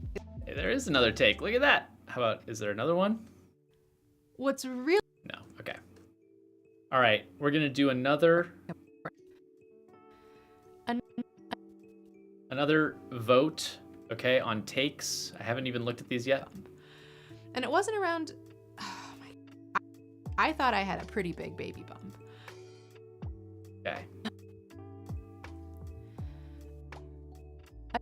Wait, what is she doing here? Okay, nothing interesting. All right, we're gonna do another vote. I'm putting a poll up. Which take is better? 1 or 2? And I'm not gonna put it up until we've watched both of them. I learned the mistake from the first time that we did this. All right. Let's see. What happens when a fetus is so tiny? What's really even halfway. Now, but it is. Okay, this first take might be a little bit longer than the second one, so we'll gauge it. We'll see where it goes. All right, here we go. We're about to start take 1. All right, you tell me what you think. Then we're gonna do take 2, and then we're gonna vote. So this is take 1. Another important component of brain development is actually cell death and synapse elimination. Apoptosis, which is programmed cell death, begins to occur around the same time that synapogenesis starts. And by the middle of the second trimester, the brain starts to refine all those connections by pruning some of them back. In fact, the number of neurons in the brain peaks before the baby is ever born. By the time a baby reaches full term, they have about 100 billion neurons. Now, we used to think that you were born with all the neurons you would ever have, and that there was no neurogenesis in the brain in adulthood. We've since learned that's not entirely true. Some new neurons can form in the brain after birth, but it is true that the vast majority of neurogenesis occurs prior to being born. What's really incredible to me... Okay, I think that's where the first take ends. It happens when a fetus is so tiny. Okay, so she doesn't get through the... Thank you, Candy Island, for the subscription. Let's watch take 2. See what we think, okay? Take 2. Another surprisingly important component of brain development is actually cell death and synapse elimination. Apoptosis, which is programmed cell death, begins to occur around the same time that synapogenesis starts. And by the middle of the second trimester, the brain starts to really refine those connections between neurons by pruning some of them back. In fact, the number of neurons in the brain peaks before a baby is ever born. By the time a baby reaches full term, they have about 100 billion neurons. We used to think that you were born with all the neurons you would ever have, and that there was no neurogenesis in the brain in adulthood. We've since learned that that's not entirely true. There are some new neurons that form in the brain after birth, but it is true the vast majority of neurogenesis occurs prior to being born. Now, what's really incredible to me... Okay, that's the end of take 2. Now, the poll is live. Right? There it is. Which take did you like more? Take 1, take 2. I'm gonna play take 1 again, just so we have... Another important component of brain development is actually cell death and synapse elimination. Apoptosis, which is programmed cell death, begins to occur around the same time that synaptogenesis starts. And by the middle of the second trimester, the brain starts to refine all those connections by pruning some of them back. In fact, the number of neurons in the brain peaks before the baby is ever born. By the time a baby reaches full term, they have about 100 billion neurons. Now, we used to think that you were born with all the neurons you would ever have, and that there was no neurogenesis in the brain in adulthood. We've since learned that's not entirely true. Some new neurons can form in the brain after birth, but it is true the vast majority of neurogenesis occurs prior to being born. What's really incredible to me is that all of the stuff I've talked about so far... Okay, I think I'm gonna take 1 up till that point. And I see that people are agreeing on take 1. Yeah, take 1 is definitely the better. Okay, great. I'm gonna take it though up to that point because I think it kind of falls off the end. So we're gonna close that poll. Appreciate the advice. All right. So I'm gonna cut it. Genesis occurs prior to being born.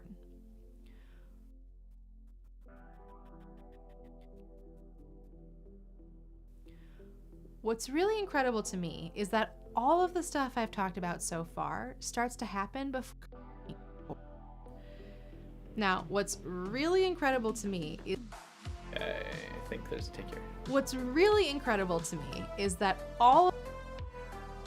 Of course... Okay. We're gonna start... There. Boom. Right?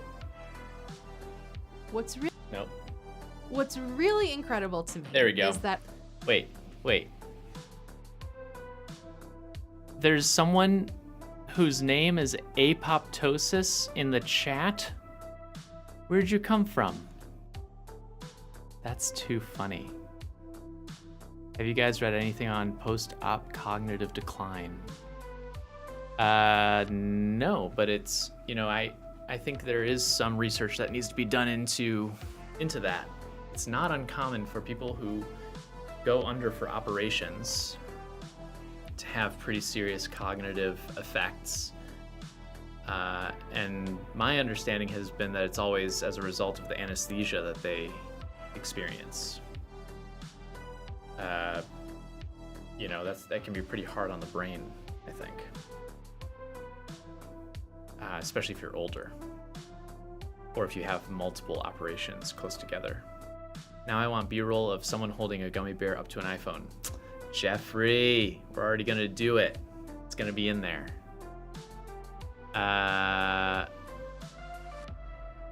Oh man, I'm falling behind. Lots of stuff about risperidone and autism. Is this video partially in anticipation of the Supreme Court decision likely to happen in June? Cameron, no, it's not.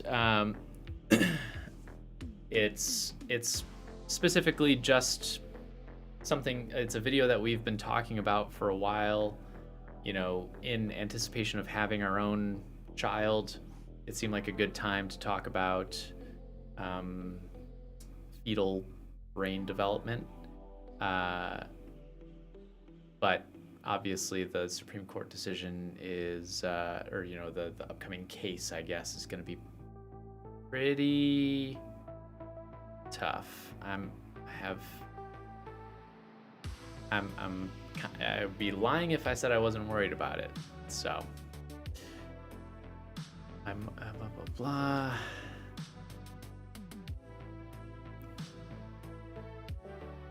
Over half of all geniuses in the world were autistic. Mathological. Do you have stats for that? Where's your sources? My mom was a psychologist. I wonder if she ever knew. One of her roommates in college had a stutter. She got into the field in the 50s on the ground floor. Wow. Yeah, early on. Stutters are not necessarily autism related. They can form of their own accord. And they tend to be a type of tic, but not necessarily autism related, my understanding. What's the Supreme Court up to in June? Yeah, they're going to be deciding, they're taking on a case related to abortion laws. Here, let's take a little detour.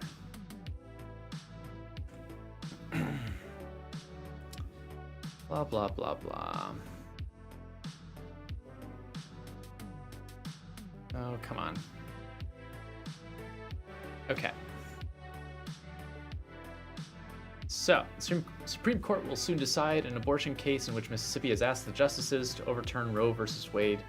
The oral argument suggested that 5 justices lean towards doing so, but a ferocious lobbying campaign is trying to change their minds. So there's this Mississippi law that is attempting to dismantle abortion law. Dobbs versus Jackson Women's Health Organization. And if this happens, then Roe v. Wade would essentially be dead, which is pretty scary. So, and with all of the, the newer justices having been put in place, it's looking not good. So anyway, we will see what happens there. But I hope that the lobbyists who are attempting to change the justice's mind are doing a good job. I hope that they are working hard. Right. As Ali put in the chat, the original Roe versus Wade case basically guaranteed a right to an abortion up to the point of viability. And viability is, Ali, can you remind me of what viability is? Is it 26 weeks? When is viability? When is a fetus viable? 24 weeks. 24 weeks, yeah. So, and that's really early. Like if you're born at 24 weeks, you are, the baby stays in the hospital for a long time in the NICU. It's super early, super early. They would be like 3 pounds. So they'd be tiny. And yeah, and as Ali said, it's still even iffy there, like when you're at that point. Oh Jesus. Yeah, I know. That's the danger, right? Recovering soul is like, if abortion becomes illegal federally, then you would still have state rights.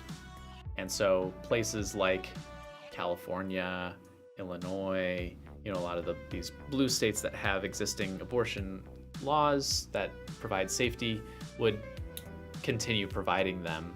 But then all of these other states would essentially lose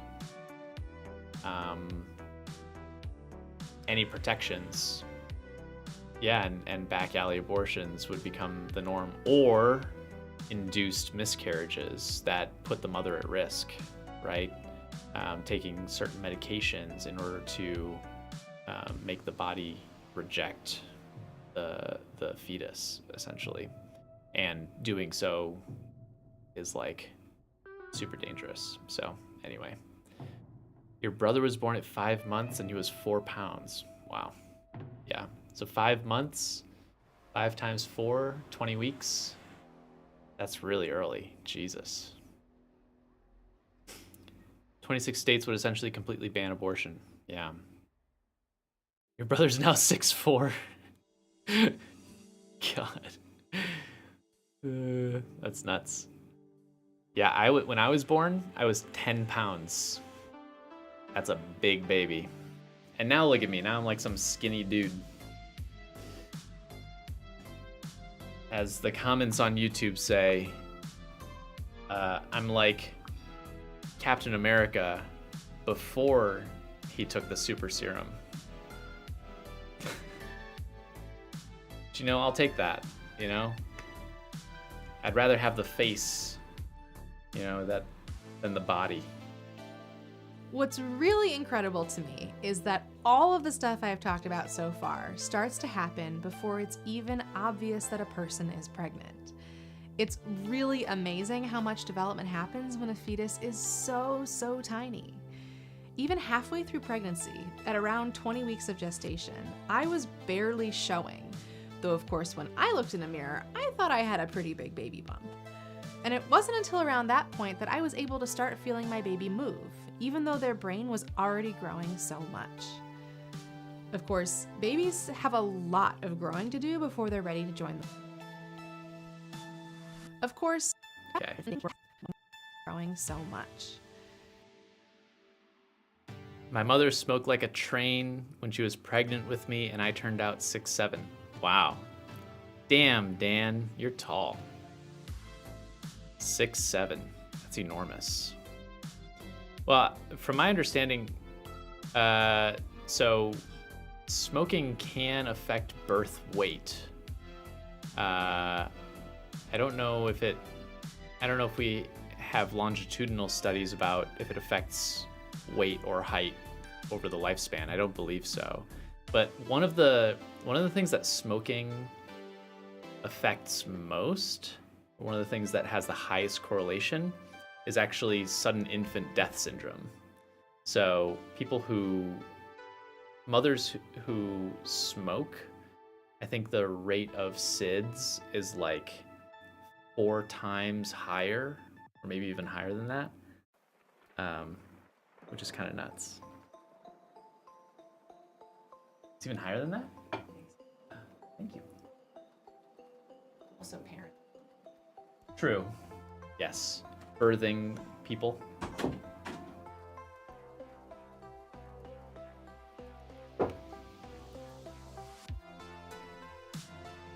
Your son is 6'5", but 8 pounds 7 ounces at 9.5 months. Damn. 9.5 months. So were you going beyond 42 weeks? My understanding is current knowledge says that there's no real benefit to going beyond about 41 weeks in birth. I thought height was a lot more dependent on quality and quantity of nutrition during childhood development. Yeah, I think you're right, Karuo. It affects birth weight because when you smoke, it binds the umbilical cord, hence food can't get to the baby. That's why it's recommended if you do smoke and try to quit, to always eat after. And trying to quit, to always eat after. Huh. Haven't heard that. I know that trying to... 42 weeks is 9.5? My math is off. It's always recommended that pregnant people try to quit smoking, or even reduce the amount of smoking that they're doing while pregnant, just because there are significant benefits to it. I needed surgery one time, and the options for smokers were vastly limited compared to what I had available. Wow. That's nuts. Yeah, smoking is one of those things that seems very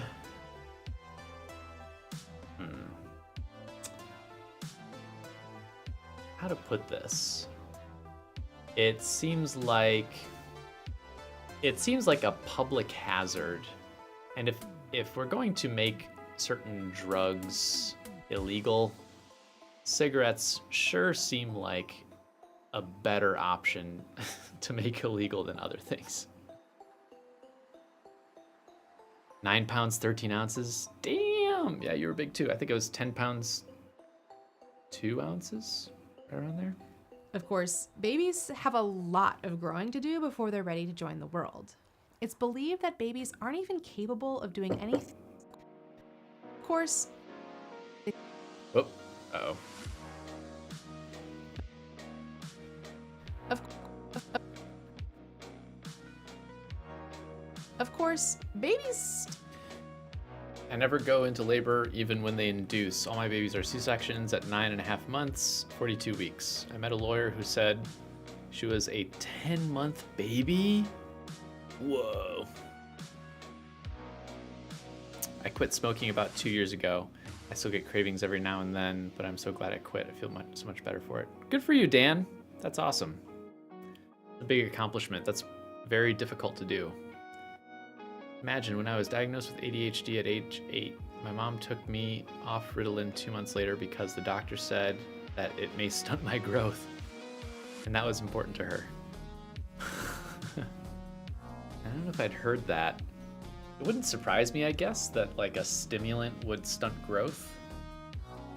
But interesting decision making going on there. Still have a lot of growing to do before they're ready to join the world. It's believed that babies aren't even capable of doing anything resembling thinking until about 24 to 28 weeks of pregnancy, which is about when the 3rd trimester starts and the baby is about the size of a French press. That's a long time before we get to consciousness. And this makes a lot of sense because around the beginning of the 3rd trimester is when Of course, even at this stage, No. That's a long time. Now, I think this makes It's thought that, of course, even at this stage, babies still have a lot of growing to do before they're ready to join us here in the world. It's thought that babies aren't even really capable of process starts. What? We'll just start. Even capable of doing anything resembling thinking until about 24 to 28 weeks of pregnancy, which is about when the 3rd trimester starts and the baby is about the size of a French press. That's a long time before we get to consciousness. And this makes a lot of sense because around the beginning of the 3rd trimester is when another critical brain development process starts. A long time to go before we get to consciousness. Which is about when the 3rd trimester starts and the baby is about the size of a French press. That's a pretty long time to go before we get to consciousness. To me, this makes a lot of sense. That's a long time before we get to consciousness. About 24 to 28 weeks of pregnancy, which is about when the 3rd trimester starts and the baby is about the size of a French press. Yeah, we're gonna cut that there. 8 weeks of pregnancy, which is about when the 3rd trimester of a French press.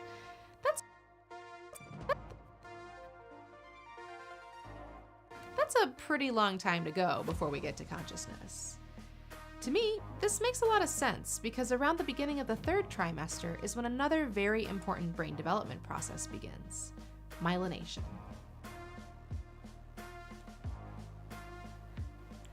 That's a long time to go before we get to consciousness. Now to me, this makes a lot of sense because around the beginning of Now, I think this makes a lot of sense because the beginning of the 3rd trimester is when another critical brain development process begins: myelination. Myelin acts like insulation. Myelination.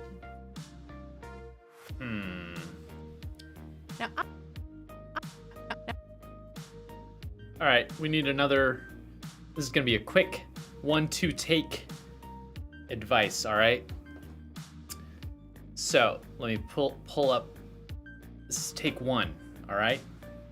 I think it starts here actually.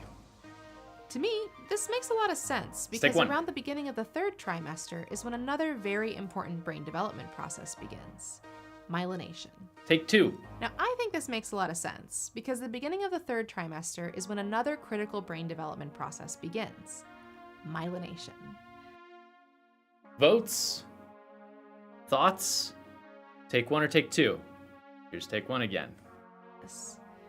To me, this makes a lot of sense because around the beginning of the third trimester is when another very important brain development process begins, myelination. Take 2. Now, I think this makes a lot of sense because the beginning of the third trimester is when another critical brain development process begins, myelination. Myelin acts like... I'm thinking 2. Yeah, we got other 2s in there. Yeah, we're going with 2. Yeah, more support for 2. All right, great. That's what we're gonna do. Oh, can't delete all that though. That's a pretty long time to go before we get to consciousness. Okay. Yeah, more 2s. How do you know when you're shooting when you have good enough takes to move on? Well, Allie's quite good at just giving exactly what you need while we're filming. She's very good at reading off the teleprompter and making it sound good. I try to get the conversational tone right. Allie, it's a combo of when Micah thinks we've got enough options and when I'm tired of doing it.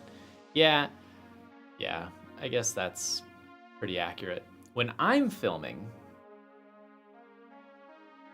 the way that I've been doing it for myself is I've been trying to do longer takes. And so usually it is, I know that it's good enough when I go through an entire take and I feel good about it, because usually I will stop when I feel like I've messed up or when things sound weird. So maybe that's a bad approach, but I know I can hear my performance as I'm going.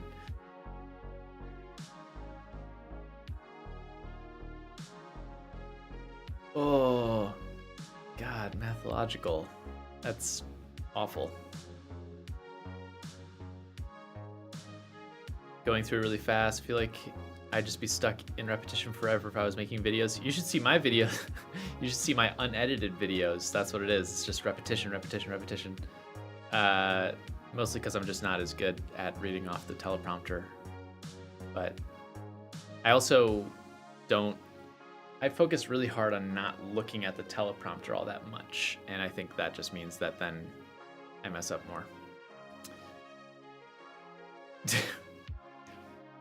We talking a 3-cup French press or a 12-cup French press? Great distinction, Jeffrey. Probably whatever size we have. I think it's like a 6-cup. Like a 6-cup, like a... It's probably between a 3 and 6. 4-cup? Is it a 4-cup? Like that. It's probably about the size, I would guess. But yeah, 12-cup French press. That would be a giant baby. Now, I think this makes a lot of sense because the beginning of the third trimester is when another critical brain development process begins, myelination. Myelin acts like insulation around the axons of neurons, and it's really important for helping neurons send signals quickly and efficiently across the brain and throughout the body. The third trimester is also a very important time for a baby's growth. The third trimester efficiently across the brain and throughout the body.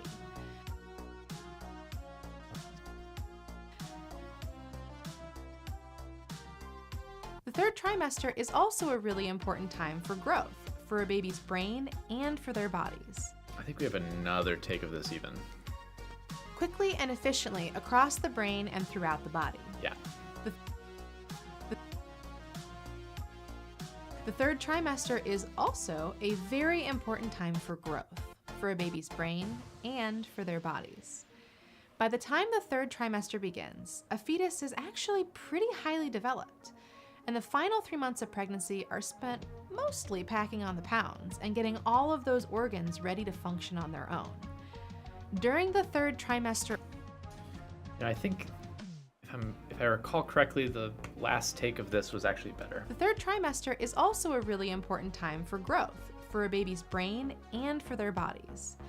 By the time the third trimester begins, a fetus is actually pretty highly developed, and the final 3 months of pregnancy are spent mostly packing on the pounds and getting all of those organs ready to function on their own. During the third trimester alone, the baby will triple or quadruple in weight, and their brain will double in size. They'll go from the size of a French press to the size of a gallon of milk.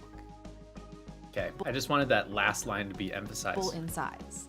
They'll go from in weight, and their brain will double in size. So, let's just grab that. Double in size. There we go. That means they go from the size of a French press all the way to the size of a gallon of milk. During all of these developmental stages, the baby is starting to practice using all of these systems. They start moving their arms and legs pretty much as soon as their limbs develop, around 10 weeks. And they can hear sounds from inside the womb and see light and dark as their sensory systems begin to develop around 16 to 18 weeks. As the baby gets bigger and the pregnant person can feel them moving, I can say from experience, there's a lot of kicking and wiggling going on. Yeah, they go from a If your 4 behavior cup now French is press any to a indication, 12 cup baby French Brainiac press. is going to be a dancer or a boxer or a And football player or at something. 8 week, no, Their nervous system 10 is weeks, also they're preparing like for a all little kinds of important espresso. outside activities like breathing, swallowing, we and should have even just urinating. done it all based on They coffee actually measurements. practice this while they're still in the womb, so When they're like 6 weeks, they're like a coffee bean. When they're like, or no, I guess 6 weeks they would be smaller than that, huh? No, yeah, about 6 weeks they'd be like a coffee ground, and then like 10 weeks they'd be like a coffee bean. that they're ready for the cruel world when they leave their warm, comfortable home. Okay, I think we have another take of that. During all of the developmental as the baby gets bigger, that means they go from the size of a French press all the way to the size of a gallon of milk. During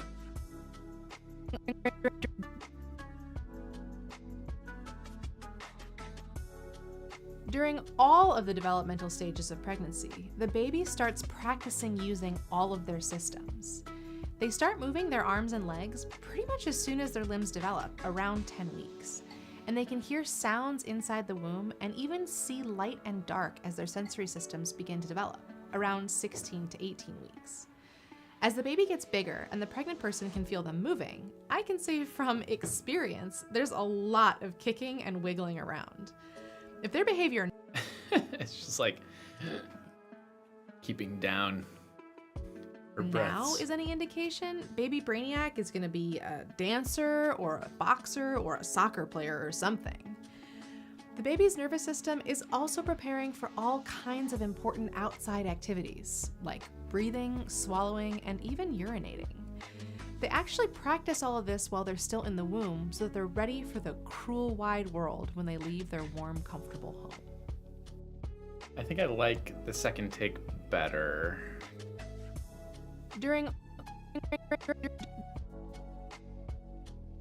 So I think we're gonna just take that. This reminds me of that meme about Americans using anything but actual measurements to measure things. Hey Dan, what are you talking about? Are you talking about feet and miles? That wasn't an American creation. That was a British creation. And as someone from an island populated with British criminals,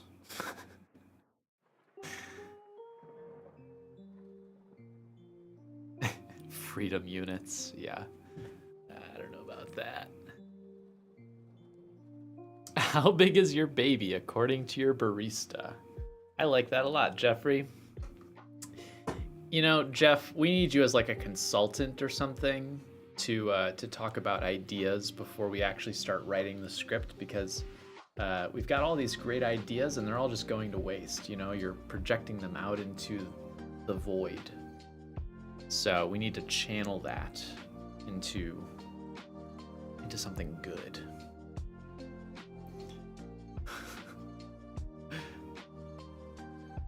I wish we'd teach both for a while and then just switch to metric.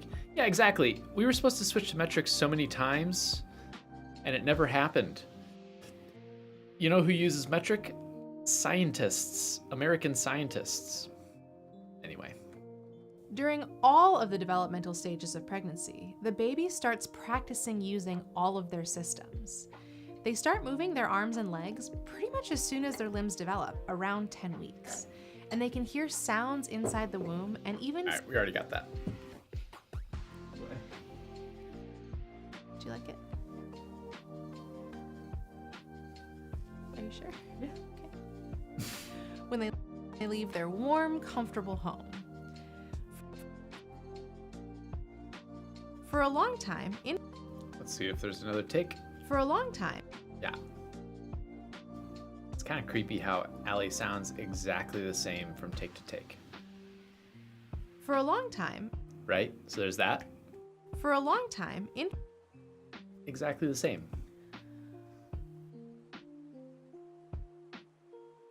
For a long time, infants were considered full term if they were born after 37 weeks of gestation. But these days, 37 weeks is actually considered early term, because now we know that it's better for babies to keep cooking for just a little bit longer. So unless there are health concerns for either the parent or the baby, most healthcare providers prefer...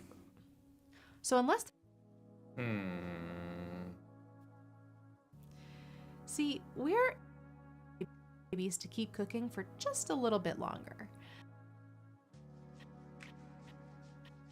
Cut there. So unless there are health concerns for either the parent or the baby, most healthcare providers prefer... And cut there. So unless there are health concerns for either the...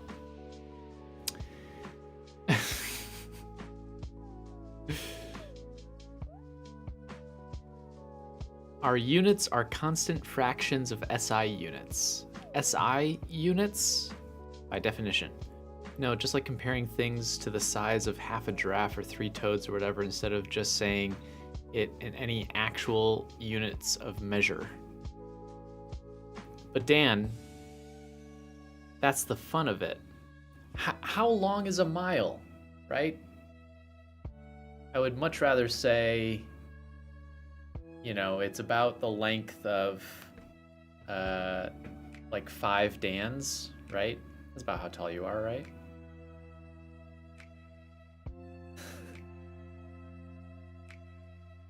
It's true, Karuo. Yeah. Nails the tone that she wants every time. You love her intonations? That's great. That's good. I have a very different intonation. It's about a minute at 60 miles an hour.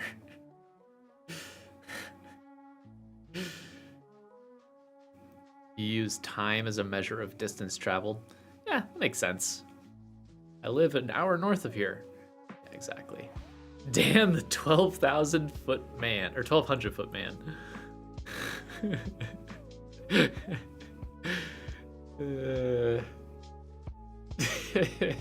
About 5 aircraft carriers?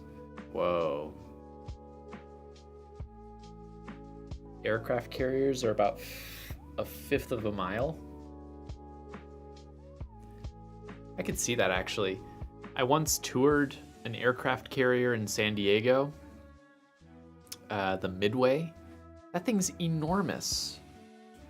You go to the top of it, and they have like 30 different aircraft on there that fit comfortably with tons of space to walk around.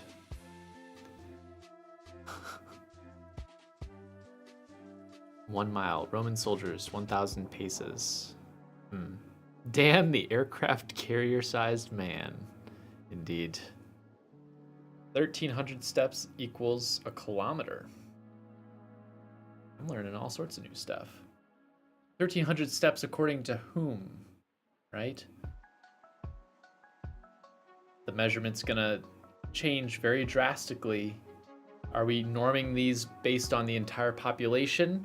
Are we norming this based on men, on women, on short people, on tall people, on people who take little steps, on people who take long steps? 1 light nanosecond is 0.98 foot. Really? I like that better. 352 Honda Civics in a mile. Ooh, you got the unrestricted tour of an aircraft carrier? That sounds cool. See, that's the thing. The Midway is a museum, right? So it is meant for tours, and you know, it's all set up for like people to walk around and stuff.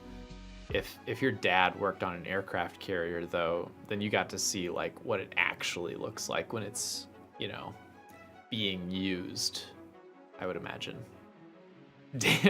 I take pretty big steps. Yeah, exactly.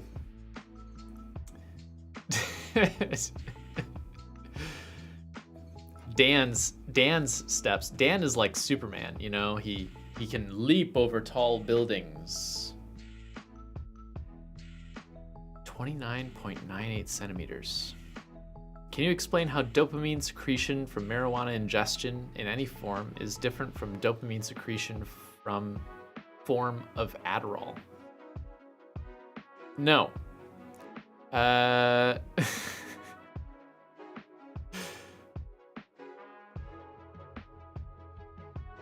honestly can't. I just don't know. I don't know the mechanisms between the two.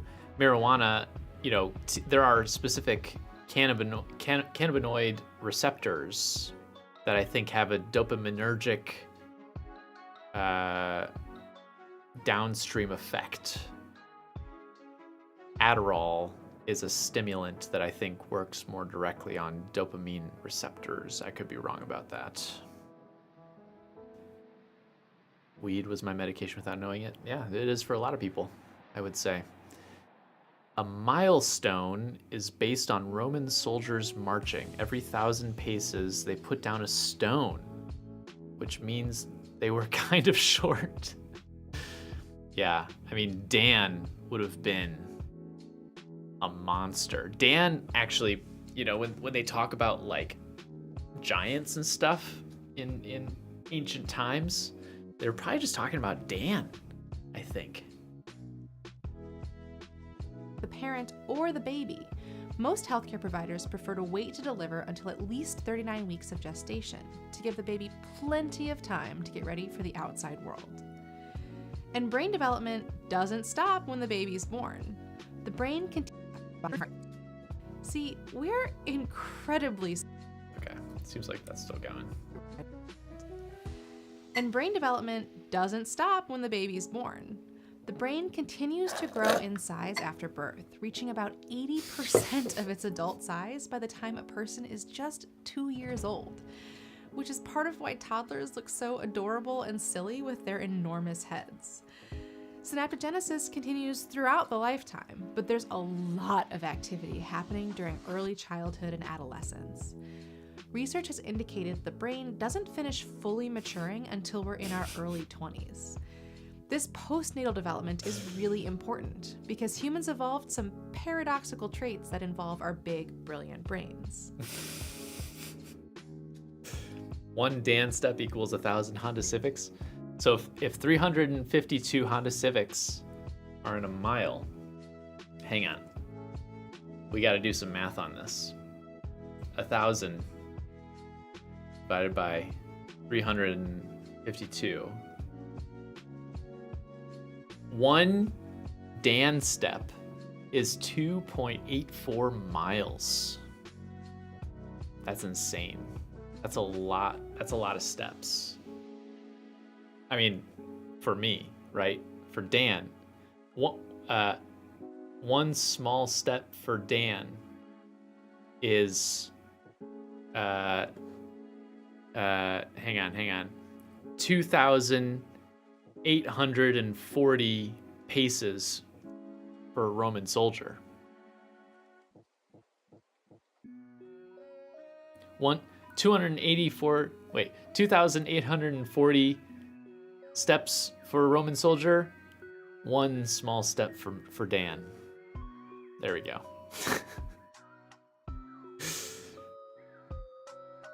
A mile is like 2,000 steps average, so wouldn't 1,000 paces be half a mile? Hence, they must have been tall? No idea. A mile is 5,280 feet divided by 1,000 paces.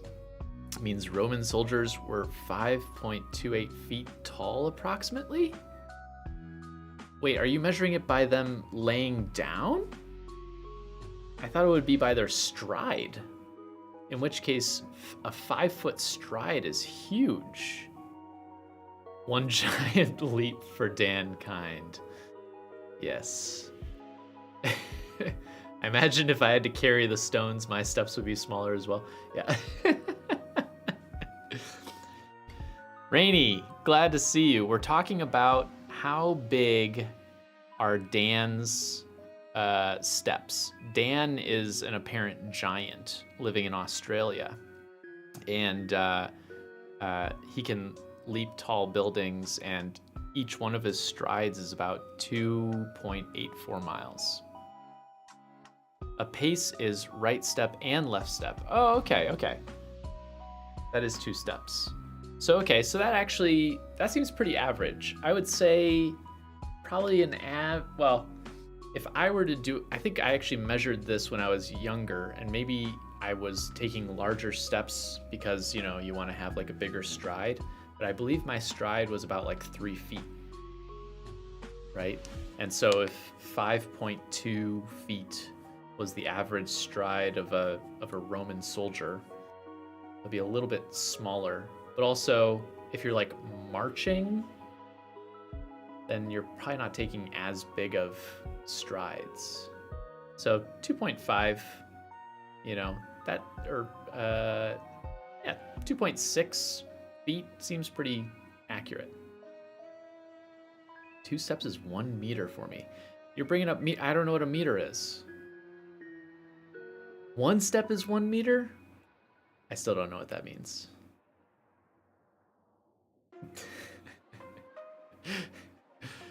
A pace is, okay. Good. All right.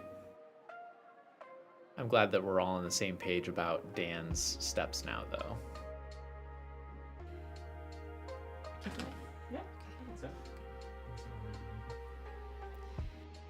Okay, we're gonna keep that.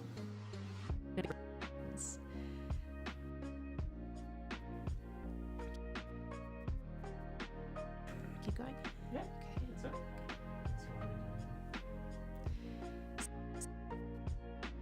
Boom. See, we're incredibly smart creatures with very large brains for our body size. But we're also bipedal, which requires a narrow pelvis to allow us to stand up on 2 feet. Generally, when it comes to birth, big brains and narrow pelvises don't mix very well. This is why human infants are so utterly helpless and squishy when they're born. They have to be born at a comparatively early developmental stage in order to not kill the birthing person on their way out of the uterus. So even though those first weeks and months are incredibly exhausting because newborns require so much constant care, it's definitely better than the alternative. Dying. That time is also important for brain development, as all of the new sensory input helps the brain further refine its connections and signaling. But right now, sitting here at about 39 weeks pregnant, I'm mostly concerned with making the transition from having an inside baby to having an outside baby. Evolution walks a pretty fine line. Okay, she messes up on that take right there. Having an inside baby to having an outside baby. Cut there. A meter, yeah. I still don't understand what a meter is. Can you put it into some other measurement? I don't know. What's 3.3 feet? I don't use decimal points. 3.5 light nanoseconds. That's also kind of hard to understand. Can you put it into like how many elephants it is or something like that? Your height is approximately 2 steps. Meter is 39 inches. Darth Vader is 2 meters tall. Darth Vader's tall, I think. 4.5 Toyota Corolla. Yeah. Jeff, we need your help. Can you explain what a meter is using coffee terms? Because I am not understanding what a meter is right now. Wait, so if a meter is 4.5 Toyota Corollas and a mile is 352 Honda Civics, what's the conversion from Toyota Corollas to Honda Civics? Because then we've got a consistent system that we can actually use. Half a Darth Vader? Half a Darth Vader. Man. You know that the guy that played Darth Vader, gosh, what was his name? He thought that he was going to do the voice of Darth Vader the entire time. And so it was very surprising to him when he showed up at the movies and realized that James Earl Jones had dubbed all of his lines. 0.95 Hondas equals 1 Toyota. Oh God. It's gonna get very confusing. I imagine we're talking about a Civic to Corolla conversion, right? We're not talking about a Civic to Prius or anything like that. I can round, so about 1-to-1. Okay, that's good. 1,000 meters is 1 kilometer. 1,609 meters is 1 mile. A meter is what you want to not run out before you get your coffee and make it back to your car.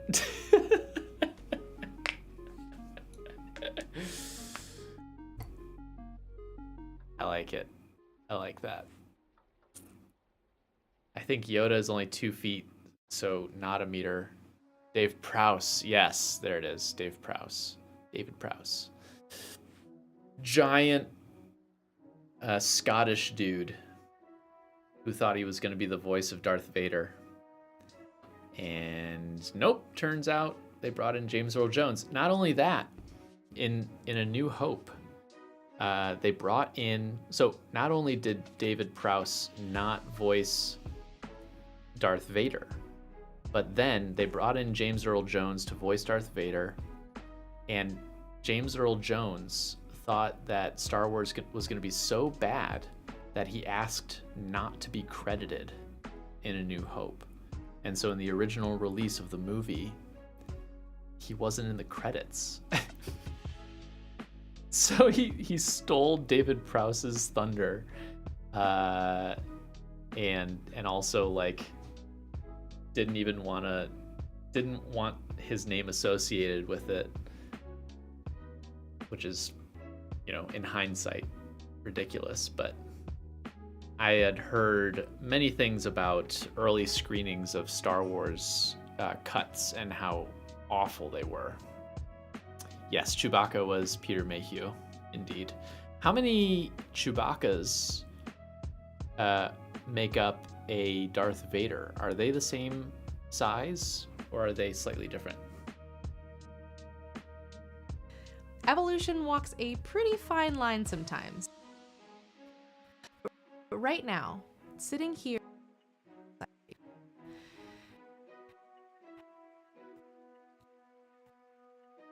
Hello. Okay.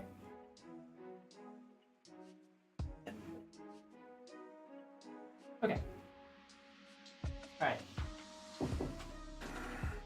Evolution walks a pretty fine line sometimes, so late pregnancy and birth are not exactly easy processes for humans. But we are so excited to meet Baby Brainiac. Oh my god. Baby Brainiac. But right now, Chewie is taller. No way. That's nuts. To be fair, the first one doesn't really hold up. Maybe that's a hot take, but the first hour, half an hour, is robots wandering the desert.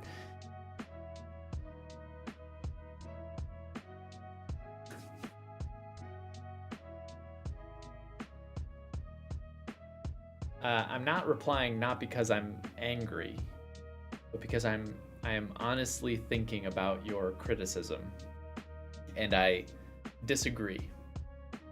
Because first off, you have the initial scroll with John Williams' music underneath it.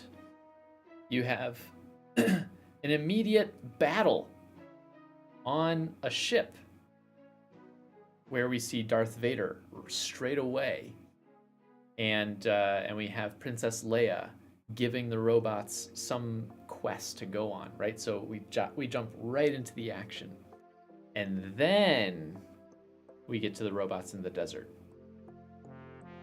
And that part is a little bit confusing. You're like, what's going on? Who's this kid that like, you know, Luke seems like a side character when he's first introduced. He doesn't even seem that interesting.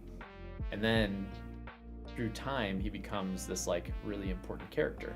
And that, I think, is the appeal of Star Wars, is because you look at Luke and you're like, oh, he's just this person that's getting like caught up in all of this mess. And that's why you can like put yourself into his position. You relate to him, you know, the audience, you know, Luke is the surrogate for the people who are watching, who, you know, at any point could get caught up, you know, swept up into some adventure and have their aunt and uncle killed in front of them. So Chewie's taller. Okay, good.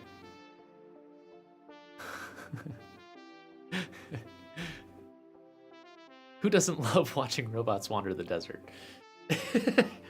You know, those robots do wander the desert a lot though, right?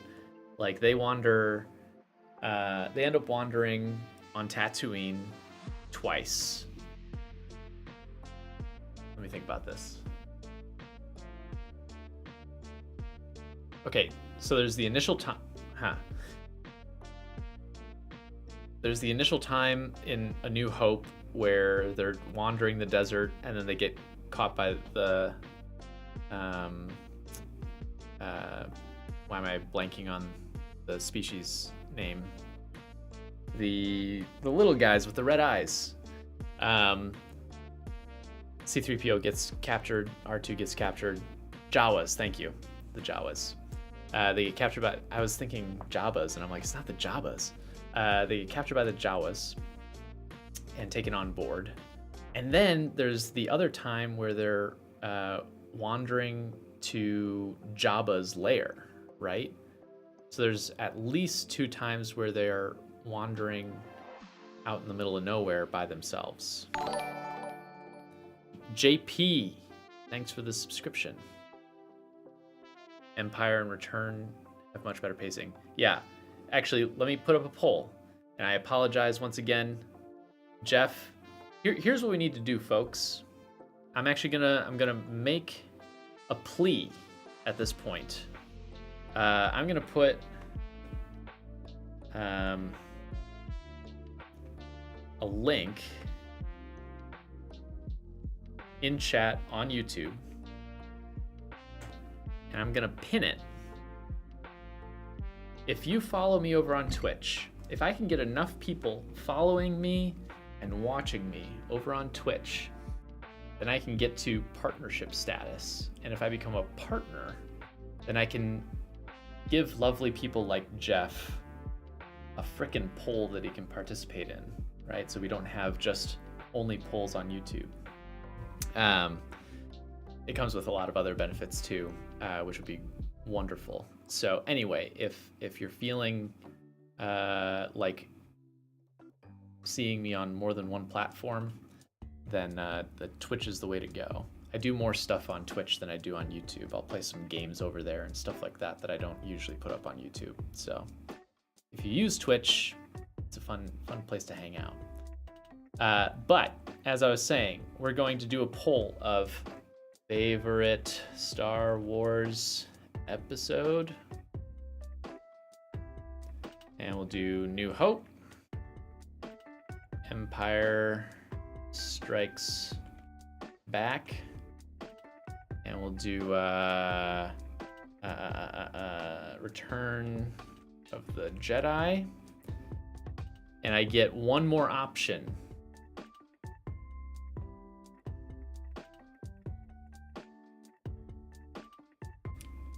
Rogue One. All right, there we go. You can go ahead and vote now. Your favorite Star Wars episode. And Jeff, or anyone else watching on Twitch right now, I'm so sorry that you can't participate in this poll. Except you can! Just put a comment in the chat, and I will count it towards the official count.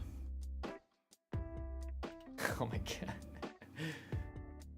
Force Awakens. I thought about Force Awakens as the fourth option. Force Awakens was good. Oh, so in 2017, is that when Force Awakens came out? Allie and I went to Comic-Con and in San Diego, and they had the Star Wars presentation. Holiday special, yeah. And we decided to wait in line overnight in order to get into this, special presentation, and it was well worth it. Really cool. One of the coolest experiences at Comic-Con ever, probably the best one. It ended in seeing a concert on the water with fireworks going off as they were playing the music to Star Wars. The symphony orchestra was playing music, the Star Wars music, and they had all of the actors from Force Awakens on stage. Really cool. Anyway, one of the coolest little tidbits that they shared was there's this scene in The Force Awakens where Rey is in her little hut, her little encampment that she has. And she puts some powder in some water and mixes it with her finger. And then out of that comes this loaf of bread, right? And you look at that and you're like, CG, right? Or just some, they composited in something to make it look like that. Turns out, totally real.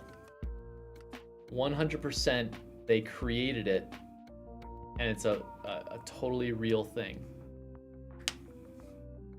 2014? Oh my god. So long ago. Yeah, that was all practical. Let me see if I can find the scene. Force Awakens bread. Okay, yeah, here we go. All right. We're gonna all watch this scene here. Okay, you ready? Here we go. Let me pause the music. I don't think there's much sound going on, but.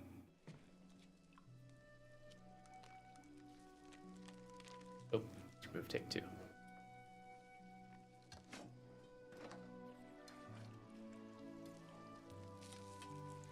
That's all real. What? That's insane. I love that stuff. Can't believe that. I just want to see it again because if you didn't catch it.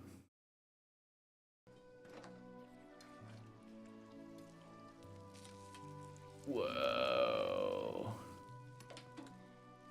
That's That's nuts. Man. All real. Take two. Take two. Yeah, which take did you like of the bread takes? Which one was better?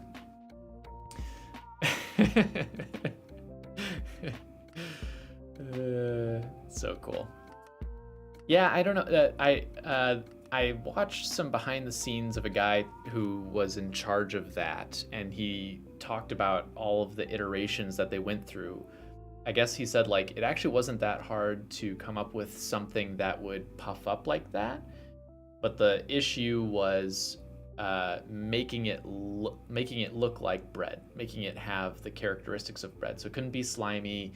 You know, it had to have that sort of like crust look to it. You know, it had to like form in a certain way that you could actually grab it and pull it out. As far as I'm aware, not edible. No, Dan. Yeah, definitely not edible. So I don't know what they made it out of. You know, my go-to would be like, I don't know, baking soda and vinegar. You know, forget those capsules that grow into dinosaurs. I want that grow into bread. Yeah, seriously.